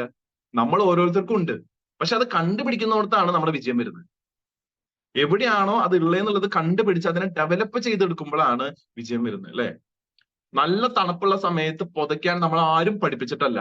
പക്ഷെ എന്താ, അത് നമ്മുടെ സക്സസ് ഇൻസ്റ്റിങ്ക്റ്റാ, അല്ലെ? നല്ല തണുപ്പ് വരുമ്പോ ആരും പറഞ്ഞതിന്റെ ആവശ്യമില്ല. ഇപ്പൊ ഞാൻ ഇവിടെ നിൽക്കാണ്, തണുത്ത് വരച്ച് നിൽക്കുക, അപ്പൊ ആരെങ്കിലും വന്ന് പറയണേ, എടാ ഒന്ന് എന്തെങ്കിലും ഇട്ട് പുതച്ചൂടെ, ശരിയാണല്ലോ എന്ന് ആരും പറയേണ്ട ആവശ്യമില്ല. കാരണം എന്താ, ഓട്ടോമാറ്റിക്കലി നമുക്ക് വരും. നല്ല ചൂടുള്ള സമയത്ത് ഏതെങ്കിലും ഫാനിന്റെ അടി പോകാൻ നിന്ന് നമ്മളോട് ആരും പറയേണ്ട ആവശ്യമില്ല, നമ്മൾ ഓട്ടോമാറ്റിക്കലി പോയി നിൽക്കും, ശരിയല്ലേ? ഇത്രയും ബേസിക് ആയിട്ടുള്ള അറിവ് നമുക്കുണ്ടല്ലോ, അതിനൊന്ന് ഹൈലൈറ്റ് ചെയ്താൽ മതി, ഒന്ന് ഡെവലപ്പ് ചെയ്താൽ മതി. അപ്പൊ സെൽഫ് ഇമേജ് രഘു സാറേ ഈ ബിസിനസ്സിൽ ഭയങ്കര ഇമ്പോർട്ടന്റ് ആണ്. നമ്മൾ നമ്മളെ എങ്ങനെ നോക്കിക്കാണുന്നു, വെരി വെരി ഇമ്പോർട്ടന്റ്. ഇപ്പൊ ഇവിടെ ഇരിക്കുന്ന ഒരു എക്സാമ്പിൾ തന്നെ ഞാൻ പറഞ്ഞുതരാം. നമ്മുടെ Biju Sanal madam self image വളരെ കോൺഫിഡന്റ് ആണ്. അതിന്റെ ഒരു റിസൾട്ട് എന്താണെന്നറിയോ? എന്ത് കാര്യം എപ്പോ പറഞ്ഞാലും ആളെ ഏറ്റെടുക്കാൻ റെഡിയാണ്. പ്രോഗ്രാമില് താലത്തിന്റെ കാര്യം അറേഞ്ച് ചെയ്യണോ, ഞാൻ റെഡിയാണ്. മീറ്റിംഗില് ഹോസ്റ്റ് ഇരിക്കണോ, ഞാൻ റെഡിയാണ്. മീറ്റിംഗില് ഓപ്പണിംഗ് പറയണോ, ഞാൻ റെഡിയാണ്. ഏതൊരു കാര്യത്തിനും ആള് റെഡിയാണ്. ബിക്കോസ് സെൽഫ് ഇമേജ് സ്ട്രോങ് ആണ്. ആ സെൽഫ് ഇമേജ് സ്ട്രോങ് ആയാലേ നമുക്ക് ഈ ബിസിനസ്സിൽ വർക്ക്ഔട്ട് ആവുള്ളൂ. പോസിറ്റീവ് തിങ്കിങ് മാത്രം കാര്യമില്ല. ഒരു സിറ്റുവേഷനെ പോസിറ്റീവായിട്ട് കണ്ടുകൊണ്ട് നമ്മളെ ഒട്ടും പോസിറ്റീവ് അല്ലാതെ കണ്ടു കഴിഞ്ഞു കഴിഞ്ഞാൽ ഒരു കാര്യമില്ല, വർക്ക്ഔട്ട് ആവില്ല. സെൽഫ് ഇമേജ്, നമ്മളെ എങ്ങനെ നോക്കി കാണുന്നു എന്നുള്ളത് ഭയങ്കര ഇമ്പോർട്ടന്റ് ആണ്. 100 പരിമിതികൾ ഉണ്ടാവും, പക്ഷെ ഒരു നല്ല കാര്യം മതി. ഞാൻ പറയുന്നു, ഒരു നല്ല കാര്യം മതി, അതിലേക്ക് ഫോക്കസ് ചെയ്താൽ മതി. എല്ലാവർക്കും എല്ലാവരെ പോലെ ആവാൻ പറ്റില്ല. എനിക്ക് ലോകപ്രശസ്തനായിട്ടുള്ള ക്രിക്കറ്റർ ആയിട്ടുള്ള സച്ചിനെ പോലെ കളിക്കാനൊന്നും എനിക്ക് പറ്റില്ല. എനിക്ക് എന്റെ രീതിയിൽ കളിക്കാം, പക്ഷെ ആ രീതിയിൽ ഒരിക്കലും സച്ചിന് കളിക്കാനും പറ്റില്ല. അത് മനസ്സിലാക്കണം, അല്ലെ? ഞാൻ ഫസ്റ്റ് ബോളിൽ വന്ന് ഞാൻ ഔട്ടാവും, സച്ചിന് ഒരിക്കലും ഫസ്റ്റ് ബോളിൽ വന്ന് ഔട്ടാവാൻ പറ്റില്ല. അത് മനസ്സിലാക്കണം. ഓരോരുത്തർക്കും ഓരോ കഴിവുകളുണ്ട്, ഓരോ രീതികളുണ്ട്, ശരിയല്ലേ? അത് നമ്മൾ മനസ്സിലാക്കുക. അപ്പൊ നമ്മുടെ കഴിവുകളെ പരിപോഷിക്കണമെങ്കിൽ നമ്മുടെ സെൽഫ് ഇമേജ് കൂടണം. നമ്മളെ എങ്ങനെ നോക്കി കാണുന്നു എന്നുള്ളത്. ഇപ്പൊ പല ആൾക്കാരും നമ്മൾ കണ്ടിട്ടുണ്ട്, ന്യൂസിലൊക്കെ കണ്ടിട്ടുണ്ട്, ചില സിനിമാ നടന്മാര് അവർ പ്ലാസ്റ്റിക് സർജറി ചെയ്യും. നമ്മൾ വിചാരിക്കും, അയ്യോ നല്ല കൊച്ചായിരുന്നല്ലോ, എന്തിനാ അവള് പ്ലാസ്റ്റിക് സർജറി ചെയ്തേ? നമുക്കതിൽ പ്രത്യേകിച്ച് കാരണങ്ങളൊന്നും തോന്നില്ല. അവര് ചെയ്യുന്നത് അവരുടെ സെൽഫ് ഇമേജ് കൂട്ടാൻ വേണ്ടിയിട്ടുള്ള കാര്യങ്ങളാണ്. അവർക്ക് ഒരു പക്ഷെ അത് ചെയ്തു കഴിഞ്ഞാൽ സെൽഫായിട്ട് ഒരു കോൺഫിഡൻസ് കിട്ടുമായിരിക്കും. അത് കൂട്ടാൻ വേണ്ടി അവർ ചെയ്യുന്നു, അത്രേ ഉള്ളൂ. അപ്പൊ ശരിക്കും ആ പ്ലാസ്റ്റിക് സർജറി ചെയ്യേണ്ട ആവശ്യം പോലും ഇല്ല. എന്ത് വേണം, നമ്മുടെ ഉള്ളിലേക്ക് ഒന്ന് നോക്കി നമ്മുടെ കഴിവുകളെ നമ്മളൊന്ന് പുറത്തേക്ക് എടുത്താൽ മതി. നമ്മൾ ആരും കുറഞ്ഞ ആൾക്കാരല്ല. ഞാൻ പറഞ്ഞു, ദൈവം എല്ലാവർക്കും ഈക്വൽ ആയിട്ടുള്ള സക്സസ് ഇൻസ്റ്റിങ്ക്റ്റ് കൊടുത്തിട്ടുണ്ട്. മഴ പെയ്യുമ്പോൾ ഒരു കൂരയുടെ അടിയിലേക്ക് നിൽക്കാനും, നല്ല വെയിലുള്ളപ്പോൾ ഒരു ഫാനിന്റെ അടിയിൽ പോയി നിൽക്കാനും, വിശപ്പുള്ളപ്പോൾ ഭക്ഷണം കഴിക്കാനും, ദാഹിക്കുമ്പോൾ വെള്ളം കുടിക്കാനുള്ള ബേസിക് അറിവ് നമുക്ക് എല്ലാവർക്കും ഉണ്ടെങ്കിൽ നമ്മൾ സാധാരണക്കാരല്ല. നമ്മുടെ ഉള്ളിൽ ആ ഇൻസ്റ്റിങ്ക്റ്റ് ഉണ്ട്, നമ്മുടെ ഉള്ളില് ചെയ്യാൻ പറ്റുന്ന ഒരു ക്ഷമതയുണ്ട്. അതിനെ ജസ്റ്റ് ഒന്ന് പൊടി തട്ടി എടുത്താൽ മതി. അതിന് എന്ത് വേണം, നമ്മുടെ സെൽഫ് ഇമേജ് നമ്മൾ കൂട്ടണം. അപ്പൊ ആദ്യത്തെ കാര്യം, ട്രഡീഷണൽ മൈൻഡ് സെറ്റ് നിന്ന് നമ്മൾ അത് വിട്ടിട്ട് ആർസിഎമ്മിലേക്ക് വരിക. ട്രഡീഷണൽ മാർക്കറ്റിംഗ് വിട്ടുകൊണ്ട് കാര്യമില്ല, ട്രഡീഷണൽ മൈൻഡ് സെറ്റ് വിട്ട് ആർസിഎമ്മിലേക്ക് വരിക. രണ്ടാമത്തെ പോയിന്റ് ആണ് സെൽഫ് ഇമേജ്. നമ്മുടെ സെൽഫ് ഇമേജ് വർദ്ധിപ്പിക്കുന്ന കാര്യങ്ങളിൽ നമ്മൾ ഇൻവോൾവ് ആയിരിക്കുക. എങ്ങനെ സെൽഫ് ഇമേജ് വർദ്ധിക്കുക? കൂടുതൽ കാര്യങ്ങൾ ഏറ്റെടുത്ത് ചെയ്യുക, കൂടുതൽ കാര്യങ്ങൾ റെസ്പോൺസിബിലിറ്റി എടുക്കുക. അവിടെ അത് വിജയമാവുമ്പോൾ നമ്മുടെ ലീഡേഴ്സ് നമ്മളോട് പറയും, yes it is A very good job. ഇപ്പൊ ഈ മാസം 28-ാം തീയതി, കഴിഞ്ഞ മാസം 28-ാം തീയതി രാജഗിരിയിൽ പ്രോഗ്രാം നടന്നു. ആ പ്രോഗ്രാമിൽ എന്താ സംഭവിച്ചത്? ഒരു കൂട്ടം വോളണ്ടിയേഴ്സ് ഏറ്റെടുത്തു, രഘു സാർ ഏറ്റെടുത്തു. അപ്പൊ എന്തുണ്ടായി? രഘു സാർ നേതൃത്വം വഹിച്ച കാര്യങ്ങൾ സക്സസ് ആയപ്പോൾ ലീഡേഴ്സ് എന്ത് പറഞ്ഞു? സൂപ്പർ, അടിപൊളി എന്ന് പറഞ്ഞു. അദ്ദേഹം ഗുഡ് ഡോട്ടിന്റെ ട്രാൻസ്ലേറ്റർ ആണ്. ആ ഗുഡ് ഡോട്ട് പ്രോഗ്രാം നന്നാകുമ്പോൾ എന്ത് പറയുന്നു? അടിപൊളി, സൂപ്പർ എന്ന് പറയുന്നു. അപ്പൊ എന്തായി? അവിടെ അദ്ദേഹത്തിന്റെ സെൽഫ് ഇമേജ് ബൂസ്റ്റ് ആയി. സെൽഫ് ഇമേജ് ബൂസ്റ്റ് ആവാൻ ഒറ്റ കാര്യം ചെയ്താൽ മതി, നമ്മൾ ആക്ഷൻ ചെയ്യുക, നമ്മൾ ഫീൽഡിൽ ഇറങ്ങി പ്രവർത്തിക്കുക. റിസൾട്ട് എന്തോ ആയിക്കോട്ടെ, പക്ഷേ നമ്മൾ അതിൽ ട്രൈ ചെയ്യുന്നുണ്ട് എന്നുള്ളത് കാണുമ്പോൾ ഓട്ടോമാറ്റിക്കലി അപ്രീസിയേഷൻ വരും. അപ്രീസിയേഷൻ വരുമ്പോണ്ടാവും നമ്മുടെ സെൽഫ് ഇമേജ് വർദ്ധിക്കും. എന്നെ കൊണ്ട് ഇത് പറ്റുന്ന കാര്യമാണ്, ഞാൻ ചെയ്തു കഴിഞ്ഞാൽ ആൾക്കാർ അത് നോട്ടീസ് ചെയ്യുന്നുണ്ടെന്നുള്ള സെൽഫ് ഇമേജ് വർദ്ധിക്കും. സോ രണ്ടാമത്തെ പോയിന്റ് ആണ് സെൽഫ് ഇമേജ്. മൂന്നാമത്തതാണ് ബിലീഫ്. നിങ്ങളുടെ കഴിവുകളിൽ നിങ്ങൾക്ക് ശക്തമായിട്ടുള്ള ഒരു വിശ്വാസം വേണം. അതില്ലെങ്കിൽ ഈ ബിസിനസ്സിൽ മുന്നോട്ട് പോകാൻ പറ്റില്ല. ആ കഴിവാണ് നമ്മൾ ഇതിലേക്ക് ഡ്രൈവ് ചെയ്യുന്ന ഫോഴ്സ്. ഹരികൃഷ്ണ സാറേ, നമുക്ക് നമ്മുടെ കഴിവുകളിൽ ശക്തമായിട്ടുള്ള എന്ത് വേണം? വിശ്വാസം വേണം. Very very very powerful, very very powerful വിശ്വാസം. ഒരു പക്ഷെ അതുകൊണ്ടായിരിക്കും ഇന്ന് 285 ആൾക്കാര് ഇന്ന് ഈ പ്ലാറ്റ്ഫോമിൽ ഇരിക്കും. കാരണം നിങ്ങൾക്ക് നിങ്ങളുടെ കഴിവുകളിൽ ശക്തമായ വിശ്വാസം ഉള്ളത് കൊണ്ടാണ് നിങ്ങൾ ആർസിഎമ്മിലേക്ക് വന്നത്, ഇതിൽ നിലനിൽക്കുന്നത്, ഈ മീറ്റിംഗ് ഇന്ന് അറ്റൻഡ് ചെയ്യുന്നത്. കാരണം എന്താ? ബാക്കി എത്രയോ പേര് നിങ്ങളോട് നെഗറ്റീവായിട്ട് കാര്യങ്ങൾ പറഞ്ഞിട്ടുണ്ടായിരിക്കും. ഇതൊക്കെ വല്ലതും വർക്കൗട്ട് ആവുമോ, നീയും ഇതിലേക്ക് ചെന്ന് പെട്ടുവോ, ഇതൊരു ചങ്ങലയല്ലേ എന്നൊക്കെ പറയുന്ന ആൾക്കാരുണ്ടാവും. അവരെയൊക്കെ നിങ്ങൾ അവഗണിച്ചുകൊണ്ട് വകവെക്കാതെയാണ് ഈ പ്ലാറ്റ്ഫോമിലേക്ക് നിങ്ങൾ വന്നിരിക്കുന്നത്. ശരിയല്ലേ? അപ്പൊ ഇവിടെ എന്താ, നിങ്ങളുടെ ബിലീഫ് ഓട്ടോമാറ്റിക്കലി സ്ട്രോങ് ആണ്. അത് ഇനിയും പവർഫുൾ ആക്കണം നമ്മൾ. മൈക്കിൾ ജോർഡൻ എന്ന് പറഞ്ഞിട്ടുള്ള ഒരു പ്രശസ്തനായിട്ടുള്ള ബാസ്കറ്റ്ബോൾ പ്ലെയർ ഉണ്ട്. അദ്ദേഹത്തിന്റെ ഏറ്റവും വലിയ കഴിവ് എന്താണെന്ന് വെച്ചാൽ അദ്ദേഹത്തിന് നല്ല ഉയരമുണ്ട്. അതുകൊണ്ട് തന്നെ ബാസ്കറ്റ്ബോൾ ഒക്കെ ഇടുക എന്ന് പറഞ്ഞാൽ അദ്ദേഹത്തിന് പൂ പറിക്കുന്ന ലാഘവത്തോടെ ചെയ്യാൻ പറ്റും. പക്ഷെ ബാസ്കറ്റ്ബോളിൽ ഹൈറ്റ് മാത്രം പോരാ, സ്പീഡ് വേണം, ടാക്ലിംഗ് പവർ വേണം. അദ്ദേഹത്തിന്റെ ബിലീഫ് സിസ്റ്റം എവിടുന്ന് ഉറവിട്ടു എന്ന് വെച്ച് കഴിഞ്ഞാൽ അതൊന്ന് പരിശോധിച്ച് നോക്കിയപ്പോൾ അദ്ദേഹത്തിന്റെ ചെറുപ്പത്തിൽ ഏറ്റവും ഇൻസ്പിറേഷണൽ ആയിട്ടുള്ള ഒരു കഥയുണ്ട്. അദ്ദേഹത്തിന്റെ അച്ഛൻ ഒരു സാധാരണ ഒരു മരപ്പണിക്കാരനായിരുന്നു. അദ്ദേഹത്തിന് വീട്ടിലേക്ക് സാധാരണ രീതിയിൽ ഒരു വലിയൊരു കോൺട്രിബ്യൂഷൻ ഒന്നും കൊടുക്കാൻ പറ്റില്ല. വളരെ കുറച്ച് തുച്ഛമായിട്ടുള്ള ഒരു വരുമാനം ഉണ്ടാക്കാൻ സാധിച്ചുള്ളൂ. മകൻ വളരെ അലസമായിട്ട് നടക്കുന്നത് കണ്ടപ്പോൾ അദ്ദേഹം മകനെ വിളിച്ചിട്ട് പറഞ്ഞു, ഞാൻ ഒരു വട്ടം ഈ ഷർട്ട് ഇട്ടിട്ടുള്ളൂ, ഈ ഷർട്ട് നീ മാർക്കറ്റിൽ കൊണ്ടുപോയിട്ട് ഒരു $2 വിൽക്കാൻ പറഞ്ഞു. മകൻ പറഞ്ഞു ഓക്കെ എന്ന് പറഞ്ഞിട്ട് അവിടെ ഒരു സബ്വേ ഉണ്ട്. ആ സബ്വേയുടെ അവിടെ പോയിട്ട് ഈ മകൻ അവിടെ ഈ ഷർട്ട് പിടിച്ചു നിന്ന് കുറച്ച് കഴിഞ്ഞപ്പോൾ ഒരു വ്യക്തി വന്നിട്ട് ഇത് വാങ്ങി. അങ്ങനെ $2 ആ ഷർട്ട് വിറ്റുപോയി. അത് വളരെ സന്തോഷത്തോട് കൂടിയിട്ട് മകൻ അച്ഛന്റെ അടുത്തേക്ക് കൊണ്ടു ചെന്നു. അപ്പൊ അച്ഛൻ പറഞ്ഞു, ഇനി ഒരു കാര്യം ചെയ്യാം, ഞാൻ വേറൊരു ഷർട്ട് തരാം നിനക്ക്. ഞാൻ 2 വട്ടം ഇട്ട ഷർട്ടാ, ആ ഷർട്ട് നീ ഒരു $20 വിൽക്കാൻ പറഞ്ഞു. മകനൊന്ന് പേടിയായി. ഞാൻ എങ്ങനെ ഇത് $20 വിൽക്കുക, അത് ഉപയോഗിച്ചൊരു ഷർട്ട്. അപ്പൊ അച്ഛൻ പറഞ്ഞു, നീ വിറ്റ് നോക്ക്, ചെയ്തു നോക്ക് എന്ന് പറഞ്ഞു. അവൻ എന്ത് ചെയ്തു, അവൻ ആ ഷർട്ട് അവനാലാവുന്ന രീതിയിൽ നല്ല വെടിപ്പായിട്ട് കഴുകി. അന്നത്തെ കാലത്ത് ഇസ്ത്രി ഒന്നുമില്ല. അപ്പൊ അവൻ എന്ത് ചെയ്തു, അവൻ നല്ല വെയിലത്ത് ഇത് മാക്സിമം വലിച്ചു വെക്കാൻ വേണ്ടി 2 ഇഷ്ടിക കഷ്ണം 4 അറ്റത്തും വെച്ചിട്ട് ഇത് ഉണക്കാൻ വേണ്ടി ഇട്ടു. ഉണങ്ങിയതിന് ശേഷം ഇവൻ എന്ത് ചെയ്തു, അതൊരു മാർക്കറ്റിൽ കൊണ്ടുപോയി. മാർക്കറ്റിൽ കുറച്ചും കൂടി മെച്ചപ്പെട്ട ഒരു മാർക്കറ്റ്, അവിടെ കൊണ്ടുപോയി ഇവന്റെ വസ്ത്രധാരണം കുറച്ചുകൂടി മെച്ചപ്പെട്ടതാക്കി. ഇവൻ അതിന്റെ മുമ്പിൽ ഈ ഷർട്ട് പിടിച്ചു നിന്നു. ഒരാൾ വന്നു, വില ചോദിച്ചു, $20. സന്തോഷമായി. അവൻ വീട്ടിൽ $20 കൊണ്ടുകൊടുത്തു. അച്ഛൻ വീണ്ടും ഒരു ഷർട്ട് എടുത്തു കൊടുത്തു. അച്ഛൻ പറഞ്ഞു, ഇനി ഈ ഷർട്ട് നീ $200 വിൽക്കാൻ പറഞ്ഞു. അപ്പൊ അവന് കുറച്ചും കൂടി പേടിയായി. $200 എങ്ങനെ വിൽക്കുക, ഇതിപ്പോ $20 വരെയൊക്കെ ഓക്കെ, ആൾക്കാർ മേടിക്കും, അത്രയും മണ്ടന്മാരാണ് ആൾക്കാരെന്ന് വിചാരിച്ചു. അച്ഛൻ പറഞ്ഞു, നീ ഇത് ചെയ്തിട്ടേ വരാൻ പാടൂ എന്ന് പറഞ്ഞു. അവൻ എന്ത് ചെയ്തു, ഷർട്ട് വീണ്ടും കഴുകി നല്ല ഭംഗിയായിട്ട് വൃത്തിയാക്കി വെച്ചതിന് ശേഷം അതിലൊരു മിക്കി മൗസിന്റെ ചിത്രം വരച്ചു. മിക്കി മൗസിന്റെ ചിത്രം വരച്ചതിന് ശേഷം ഏറ്റവും സമ്പന്നരായിട്ടുള്ള പിള്ളേര് പഠിക്കുന്ന കോളേജിന്റെ മുമ്പിൽ ഇവൻ ചെറിയൊരു സ്റ്റോൾ ഇട്ടിട്ട് ആ ഷർട്ട് വിൽക്കാൻ വേണ്ടി അവിടെ നിന്നു. ലാസ്റ്റ് പീസാണ്, ലാസ്റ്റ് പീസാണ്, ലാസ്റ്റ് പീസാണ്, ലാസ്റ്റ് റേറ്റ് ആണെന്ന് പറഞ്ഞു. ബാക്കി എല്ലാ ഷർട്ടുകളും വിറ്റുപോയി, ഈ ഒരു ഷർട്ട് മാത്രമേ ഉള്ളൂ, ആർക്ക് വേണമെങ്കിലും മേടിക്കാം എന്ന് പറഞ്ഞപ്പോൾ ആ സമ്പന്നനായ കോളേജിൽ പഠിക്കുന്ന ഒരു കുട്ടീനെ കൊണ്ടുപോകാൻ വന്ന ഡ്രൈവർ അദ്ദേഹം ഇത് കണ്ടു. കണ്ടപ്പോ കുട്ടിക്ക് മിക്കി മൗസിനെ ഭയങ്കര ഇഷ്ടമാണ്. അദ്ദേഹം പറഞ്ഞു, ഈ ഷർട്ട് ഞാൻ എടുക്കാം, എന്റെ ബോസിന്റെ മകന് ഭയങ്കര സന്തോഷമാവും എന്ന് പറഞ്ഞിട്ട് $200 അദ്ദേഹം ആ ഷർട്ട് വാങ്ങി. ഭയങ്കര സന്തോഷമായി. $200 അച്ഛന് കൊണ്ടു കൊടുത്തു. അച്ഛൻ പറഞ്ഞു, ഇനി ഞാനൊരു ഷർട്ട് തരാം, നീ $2000 ഈ ഷർട്ട് വിൽക്കാൻ പറഞ്ഞു. കുട്ടിക്ക് ചെറിയ പേടി വന്നു, കാരണം $2000 ആരപ്പോ ഷർട്ട് എടുക്കുക. അവൻ എന്നാലും പറഞ്ഞു, കുഴപ്പമില്ല അച്ഛൻ, ഞാൻ ചെയ്യാന്ന് പറഞ്ഞു. അങ്ങനെ ആ ഷർട്ട് കൊണ്ടുപോയി. ഷർട്ട് കൊണ്ടുപോയപ്പോ തൊട്ടടുത്ത് ഒരു പോപ്പ് സിംഗറിന്റെ ഒരു കോൺസെർട്ട് നടന്നുകൊണ്ടിരിക്കുക. കോൺസെർട്ട് എന്ന് വെച്ച് കഴിഞ്ഞാൽ ഒരു ഗാനമേള. നമ്മുടെ ഇവിടെ ഗാനമേള എന്ന് പറയാം, ഒരു കോൺസെർട്ട് എന്ന് പറയും. കോൺസെർട്ട് കേൾക്കുമ്പോൾ നമുക്ക് ഭയങ്കര സംഭവമായിട്ട് ഒന്നുമല്ല, ഗാനമേളയാണ്. അപ്പോ ഒരു 10-15,000 പേരടങ്ങുന്ന ഒരു ഗാനമേളയ്ക്ക് ഒരു പോപ്പ് സിംഗർ വന്നൊക്കെയാണ്. അപ്പൊ ഈ കുട്ടി എന്താ ചെയ്തെന്ന് വെച്ചാൽ ആ ഷർട്ടും കൊണ്ട് ഓടി ഇടയിൽ കൂടെ പോയി മുമ്പിൽ ആ സിംഗറിന്റെ അടുത്തേക്ക് ചെന്നു. അപ്പൊ സിംഗർ നോക്കുമ്പോൾ വളരെ കുഞ്ഞു കുട്ടിയാണ്. ആ കുട്ടി പറഞ്ഞു, ഒരു കാര്യം ആവശ്യപ്പെട്ടു, വേറൊന്നല്ല, ഇതിലൊരു ഒപ്പിട്ട് തരണം എന്ന് പറഞ്ഞു, ഒരു ഓട്ടോഗ്രാഫ് തരണം എന്ന് പറഞ്ഞു. അവരെന്ത് ചെയ്തു, അവരതിലൊരു ഒപ്പൊക്കെ ഇട്ട് കൊടുത്തു. കാരണം കുഞ്ഞു കുട്ടിയാണല്ലോ, ഒരു ഒപ്പൊക്കെ ഇട്ട് കൊടുത്തു. അങ്ങനെ ഈ കുട്ടി ആ ഒപ്പും കൊണ്ട് നേരെ മാർക്കറ്റിൽ ചെന്നു. മാർക്കറ്റിൽ ചെന്നിട്ട് പറഞ്ഞു, പോപ്പ് സിംഗർ ആയിട്ടുള്ള ഈ സ്ത്രീ ഒപ്പിട്ട ഒരു ഷർട്ടാണ്, ഇതിന്റെ വില വെറും $2000. അങ്ങനെ അതും അദ്ദേഹം മോണിറ്റൈസ് ചെയ്തു. $2000 ആ ഷർട്ട് വിറ്റുപോയി. ശരിക്കുണ്ടായ ഒരു കഥയാണ്. മൈക്കിൾ ജോർഡൻ, ലോകപ്രശസ്തനായിട്ടുള്ള ബോളറിന്റെ ലൈഫിൽ, ബാസ്കറ്റ് പ്ലെയറിന്റെ ലൈഫിൽ ഉണ്ടായ ഒരു കഥയാണ്. ഇതിൽ നിന്ന് ഒറ്റ കാര്യം നമുക്ക് മനസ്സിലാക്കാൻ പറ്റുള്ളൂ. എന്താണെന്നറിയോ, നമുക്കതില് ചെയ്യാൻ പറ്റുന്ന ഒരു വിശ്വാസം ഉണ്ടെങ്കിൽ തീർച്ചയായിട്ടും നമ്മളെ കൊണ്ട് അത് പറ്റും. പക്ഷെ എന്ത് വേണം, നമ്മൾ അതിനെ എങ്ങനെ നോക്കിക്കാണുന്നു അതുപോലെ ഇരിക്കും.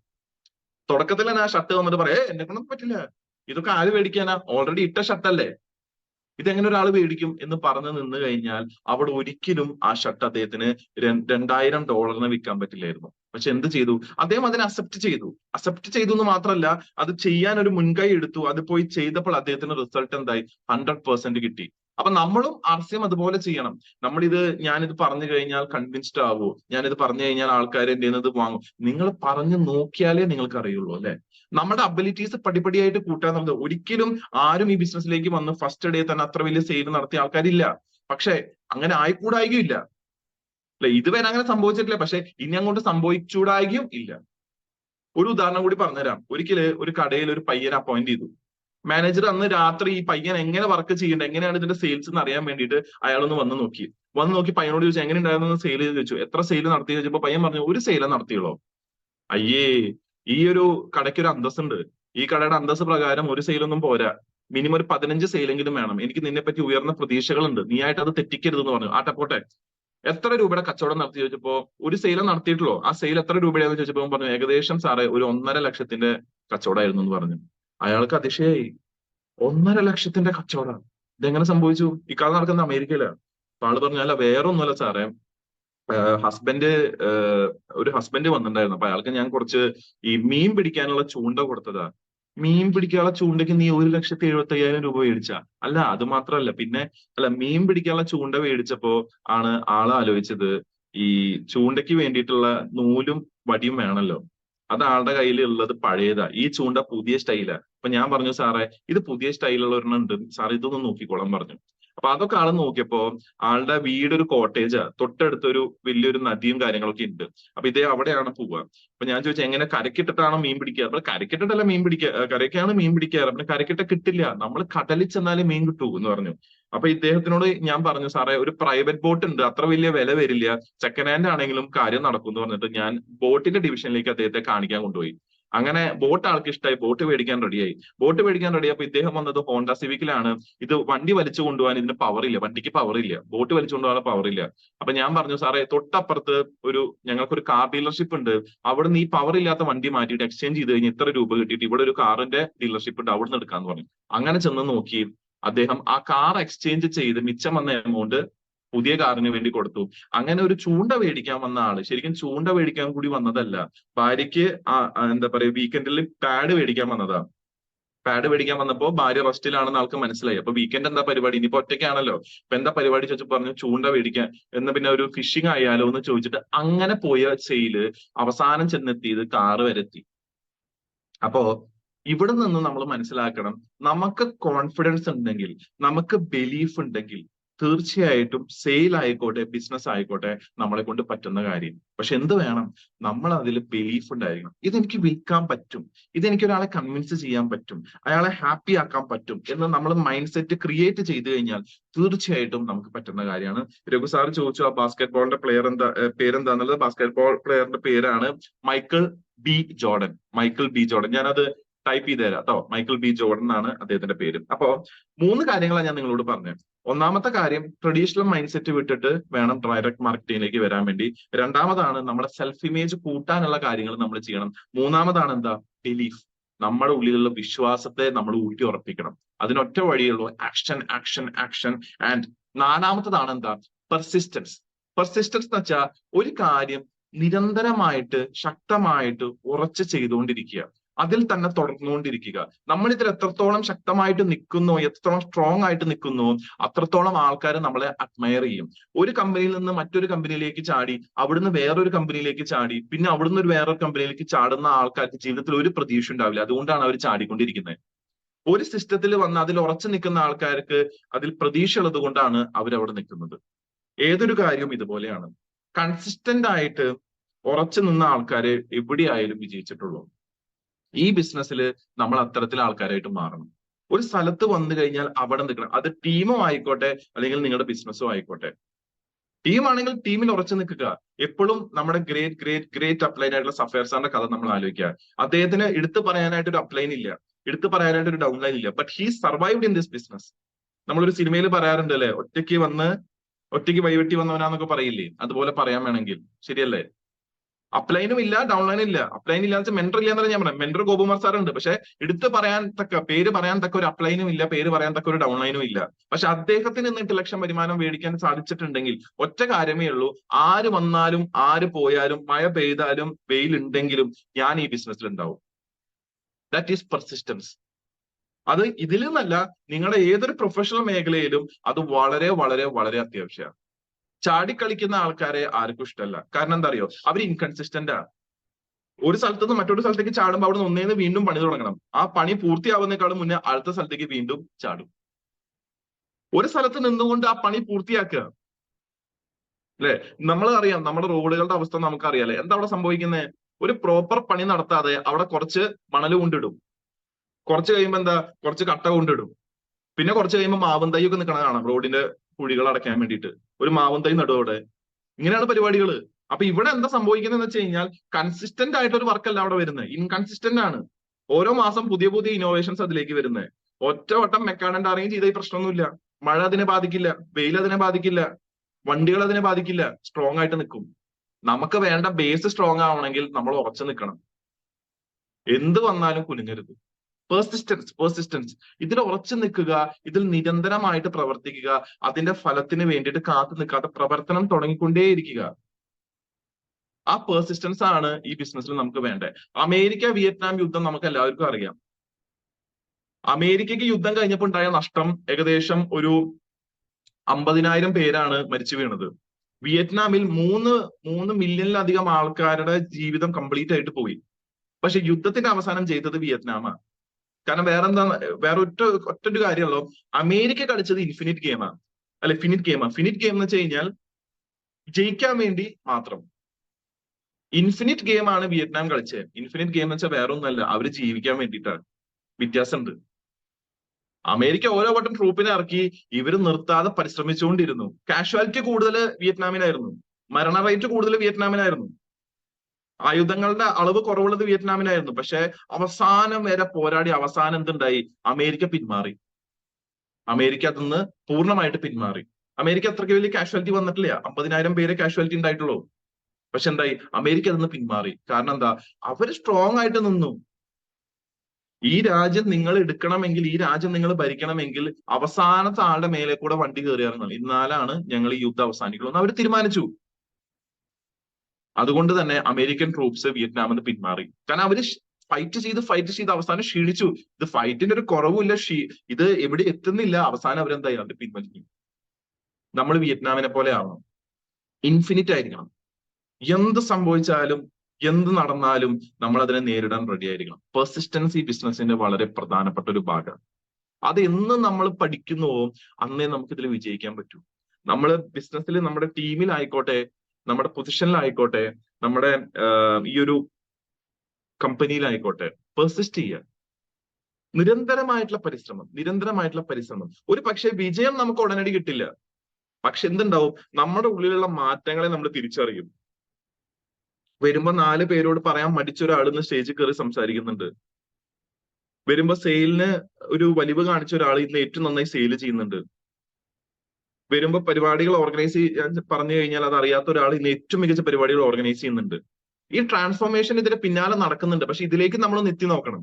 നമ്മൾ ഇതിനെ മോണിറ്ററി ബെനിഫിറ്റ് ആയിട്ട് മാത്രം കാണരുത്. അത് വരും, തീർച്ചയായിട്ടും വരും. ഒരു പോയിന്റ് എത്തിക്കഴിഞ്ഞാൽ ആ വരുമാനത്തെ തടുക്കാൻ പോലും നമുക്ക് പറ്റാത്തൊരു ലെവലിലേക്ക് ഇത് മാറും. പക്ഷെ അതുവരെ നമ്മൾ ഈ ഗെയിമിൽ ഉണ്ടാവണം. അതുവരെ കളി വിട്ട് നമ്മൾ പോകാൻ പാടില്ല. നമ്മളൊരു ഫുട്ബോൾ കളിയിലേക്ക് ഇറങ്ങി കഴിഞ്ഞു കഴിഞ്ഞാൽ അതിൽ ഗോൾ അടിച്ച് അത് അവസാനിച്ച് നമ്മൾ വിജയിക്കുന്ന വരെ നമ്മൾ കളിക്കും. ശരിയല്ലേ? ഞാൻ അതിന്റെ ഡിഫൻഡർ ആണ്, ഞാൻ പറയാണ് ഇത് എവിടെ എത്തുന്നില്ല, ഞാൻ പോവാന്ന് പറഞ്ഞിട്ട് ഞാൻ വീട്ടിൽ പോയി കഴിഞ്ഞാൽ ആ കളി നടക്കുമോ? ഇല്ല. എന്ത് വേണം? നമ്മൾ ആ കളി തീരുന്ന 90 മിനിറ്റ് വരെ നമ്മൾ ഫീൽഡിൽ ഉണ്ടായിരിക്കണം. നമ്മൾ ആ റണ്ണ് ചേസ് ചെയ്യുന്ന വരെ നമ്മൾ ക്രിക്കറ്റിൽ ആ ഫീൽഡിൽ ഉണ്ടായിരിക്കണം. ലാസ്റ്റ് കുറ്റി തെറിക്കുന്ന വരെ. സംഭവം ജയിക്കില്ല, 29 റണ്ണ് വേണം, എന്താ പറയുക, 2 ബോളുള്ളൂ. ചിലപ്പോൾ നടക്കില്ല. പക്ഷെ ആരെങ്കിലും ഇന്നേ വരെ ലോക ചരിത്രത്തിൽ കണ്ടിട്ട് 29 റണ്ണ് വേണം, 2 ബോൾ, നടക്കില്ല, നമുക്ക് ഇവിടെ കളി വെച്ച് പിന്മാറുന്ന ഒരാളും പറയില്ല. ലാസ്റ്റ് നിമിഷം വരെ അവർ പോരാടും. അതുപോലെ നമ്മളെ കൊണ്ട് പറ്റണം. പെർസിസ്റ്റ് ചെയ്യണം. എന്തായാലും ഞാൻ ഇറങ്ങി, ഇനി കുളിച്ചേ കയറൂ. സ്ട്രോങ് ആയിരിക്കണം, പെർസിസ്റ്റ് ചെയ്യണം. നമ്മൾ ഇതിൽ നിലനിൽക്കണം. ആ നിലനിൽക്കണമെങ്കിൽ എന്ത് വേണം? ആക്റ്റീവ് ആയിട്ടിരിക്കണം. നമ്മൾ വീട്ടില് മഴയൊക്കെ അല്ലേ, വെയിലൊക്കെ അല്ലേ എന്നൊക്കെ വിചാരിച്ച് നമ്മൾ വീട്ടിൽ ഇരുന്ന് കഴിഞ്ഞാൽ അത് പെർസിസ്റ്റൻസ് അല്ല. പെർസിസ്റ്റൻസ് എന്ന് വെച്ച് കഴിഞ്ഞാൽ നമ്മൾ സജീവമായിട്ട് നിൽക്കുക, സജീവമായിട്ട് നിലകൊള്ളുക. ജെൻസി മാഡം സജീവമായിട്ട് നിൽക്കുക അല്ലെ? ഇപ്പൊ മാഡം വോളണ്ടിയർ ആയിരുന്നു. എനിക്ക് വളരെ സന്തോഷം തോന്നി. കാരണം എന്താ? ആ ഒരു ഏജിൽ മാഡം അത് ഏറ്റെടുക്കാൻ റെഡിയായി. She's ready to do that. ആരും പറഞ്ഞിട്ടൊന്നുമല്ല, പക്ഷെ ആൾ ഏറ്റെടുത്ത് ചെയ്യുന്നുണ്ട്. വളരെ സന്തോഷമായിട്ട്, എനിക്ക് വളരെ സന്തോഷം തോന്നി. അവരെ കൗണ്ടറിൽ കണ്ടപ്പോൾ നല്ല ചിരിച്ച് എനർജറ്റിക് ആയിട്ടാണ് നിന്നത് ജെൻസി മാഡം. ശരിയല്ലേ? വൈ? ബിക്കോസ് ആരും പറയേണ്ട ആവശ്യമില്ല. നിങ്ങൾ ഈ ബിസിനസ്സിൽ വളരെ സക്സസ്ഫുൾ ആവാൻ ആഗ്രഹിക്കുന്ന ആളാണെങ്കിൽ നിങ്ങളോട് ഒരു കാര്യം ഒരാളും പറയേണ്ട ആവശ്യമില്ല. നിങ്ങൾ തന്നെത്താൻ എന്ത് ചെയ്യും? അത് ഏറ്റെടുത്ത് ചെയ്യും. അൺസൂപ്പർവൈസ്ഡ് വർക്ക് ആയിരിക്കും നിങ്ങളുടെ. ഒരാളും നിങ്ങളെ സൂപ്പർവൈസ് ചെയ്യേണ്ട ആവശ്യമില്ല. നമ്മൾ കാര്യങ്ങൾ ഏറ്റെടുത്ത് ചെയ്യും. സാറ് വന്നാൽ മതി, ബാക്കിയൊക്കെ ഞാൻ നോക്കിക്കോളാം. ഷെയർ ഞാൻ ഇട്ടോളാം, അതിന്റെ സജ്ജീകരണങ്ങൾ ഞാൻ ചെയ്തോളാം, മൈക്ക് സെറ്റ് ഞാൻ നോക്കിക്കോളാം, എല്ലാം ഞാൻ നോക്കിക്കോളാം. ഒരാൾ പറഞ്ഞു തരേണ്ട ആവശ്യമൊന്നുമില്ല. അതാണ് unsupervised work.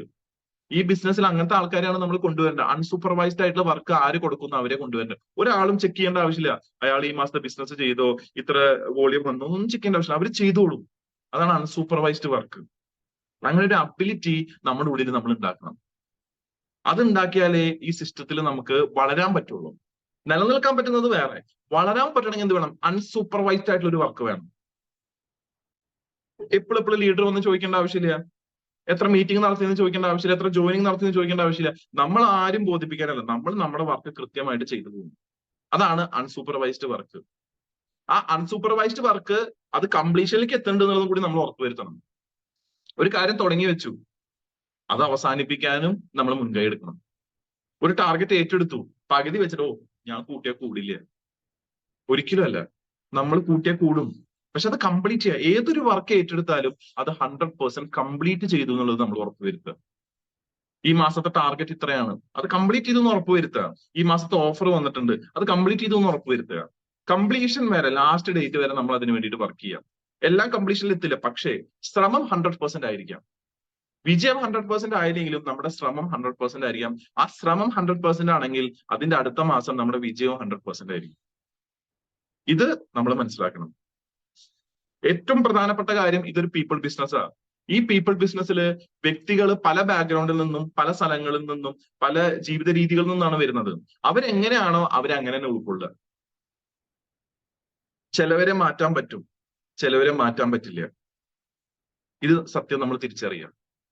Accept people as they are. അവരെങ്ങനെയാണോ അവരെ അങ്ങനെ തന്നെ അക്സെപ്റ്റ് ചെയ്യുക. അവരങ്ങനെ ആയതിന് നമ്മൾ അവരെ കുറ്റം പറഞ്ഞിട്ടോ അല്ലെങ്കിൽ അവരെ കളിയാക്കിയിട്ടോ കാര്യമില്ല. കാരണം എന്താ, അവരുടെ ജീവിത രീതികൾ, അവരുടെ ജീവിത സാഹചര്യങ്ങൾ, അവർ വന്ന വഴികളൊക്കെ ചിലപ്പോൾ അവരങ്ങനെ ആയിരിക്കും പ്രോഗ്രാം ചെയ്തിട്ടുണ്ടാവുക. ഒരു പക്ഷെ ആ ഒരു പ്രായത്തിൽ അവർ റീപ്രോഗ്രാം ചെയ്യാന്ന് പറയുന്നത് ബുദ്ധിമുട്ടായ ഒരു കാര്യമാണ്. പീപ്പിൾ എങ്ങനെയാണോ അവരതുപോലെ അക്സെപ്റ്റ് ചെയ്യുക. Accept people as they R. അത് നമ്മൾ ചെയ്താൽ തന്നെ പകുതി പണി കുറയും. നമ്മൾ അമിതമായിട്ടുള്ള പ്രതീക്ഷകൾ വ്യക്തികളിൽ വെക്കുമ്പോഴാണ് ബുദ്ധിമുട്ടുണ്ടാവുന്നത്. ഓരോ വ്യക്തിക്കും അവരുടേതായ ഒരു ക്ഷമതയുണ്ട്, അവരുടേതായ ഒരു കപ്പാസിറ്റി ഉണ്ട്. തീർച്ചയായിട്ടും കപ്പാസിറ്റി കൂട്ടാനുള്ള ട്രെയിനിങ്ങുകളും കാര്യങ്ങളൊക്കെ നമ്മൾ അവർക്ക് കൊടുക്കണം. പക്ഷെ എല്ലാവരും ചിലപ്പോൾ ആ ലെവലിലേക്ക് എത്തില്ല. അപ്പൊ എന്ത് വേണം? അവരുടെ വഴിക്ക് വിടുക, അവർക്ക് വേണ്ട ഗൈഡൻസ് കൊടുക്കുക. അവരെ ഏത് മേഖലയിലേക്കാണോ എത്തിച്ച വളർച്ച ഉണ്ടാവുക, ആ മേഖലയിലേക്ക് അവരെത്തിക്കുക. അപ്പോ accept people as they R. എല്ലാവർക്കും എന്റെ അത്ര ക്വാളിഫിക്കേഷൻ വേണമെന്ന് വെച്ചാൽ എന്റെ ബിസിനസ്സിലേക്ക് ഒരാളും വരില്ല, അല്ലെ? എല്ലാവർക്കും എന്റെ പോലുള്ള കഴിവുകൾ വേണമെന്ന് വെച്ചാൽ എന്റെ ബിസിനസ്സിലേക്ക് ഒരാളും വരില്ല.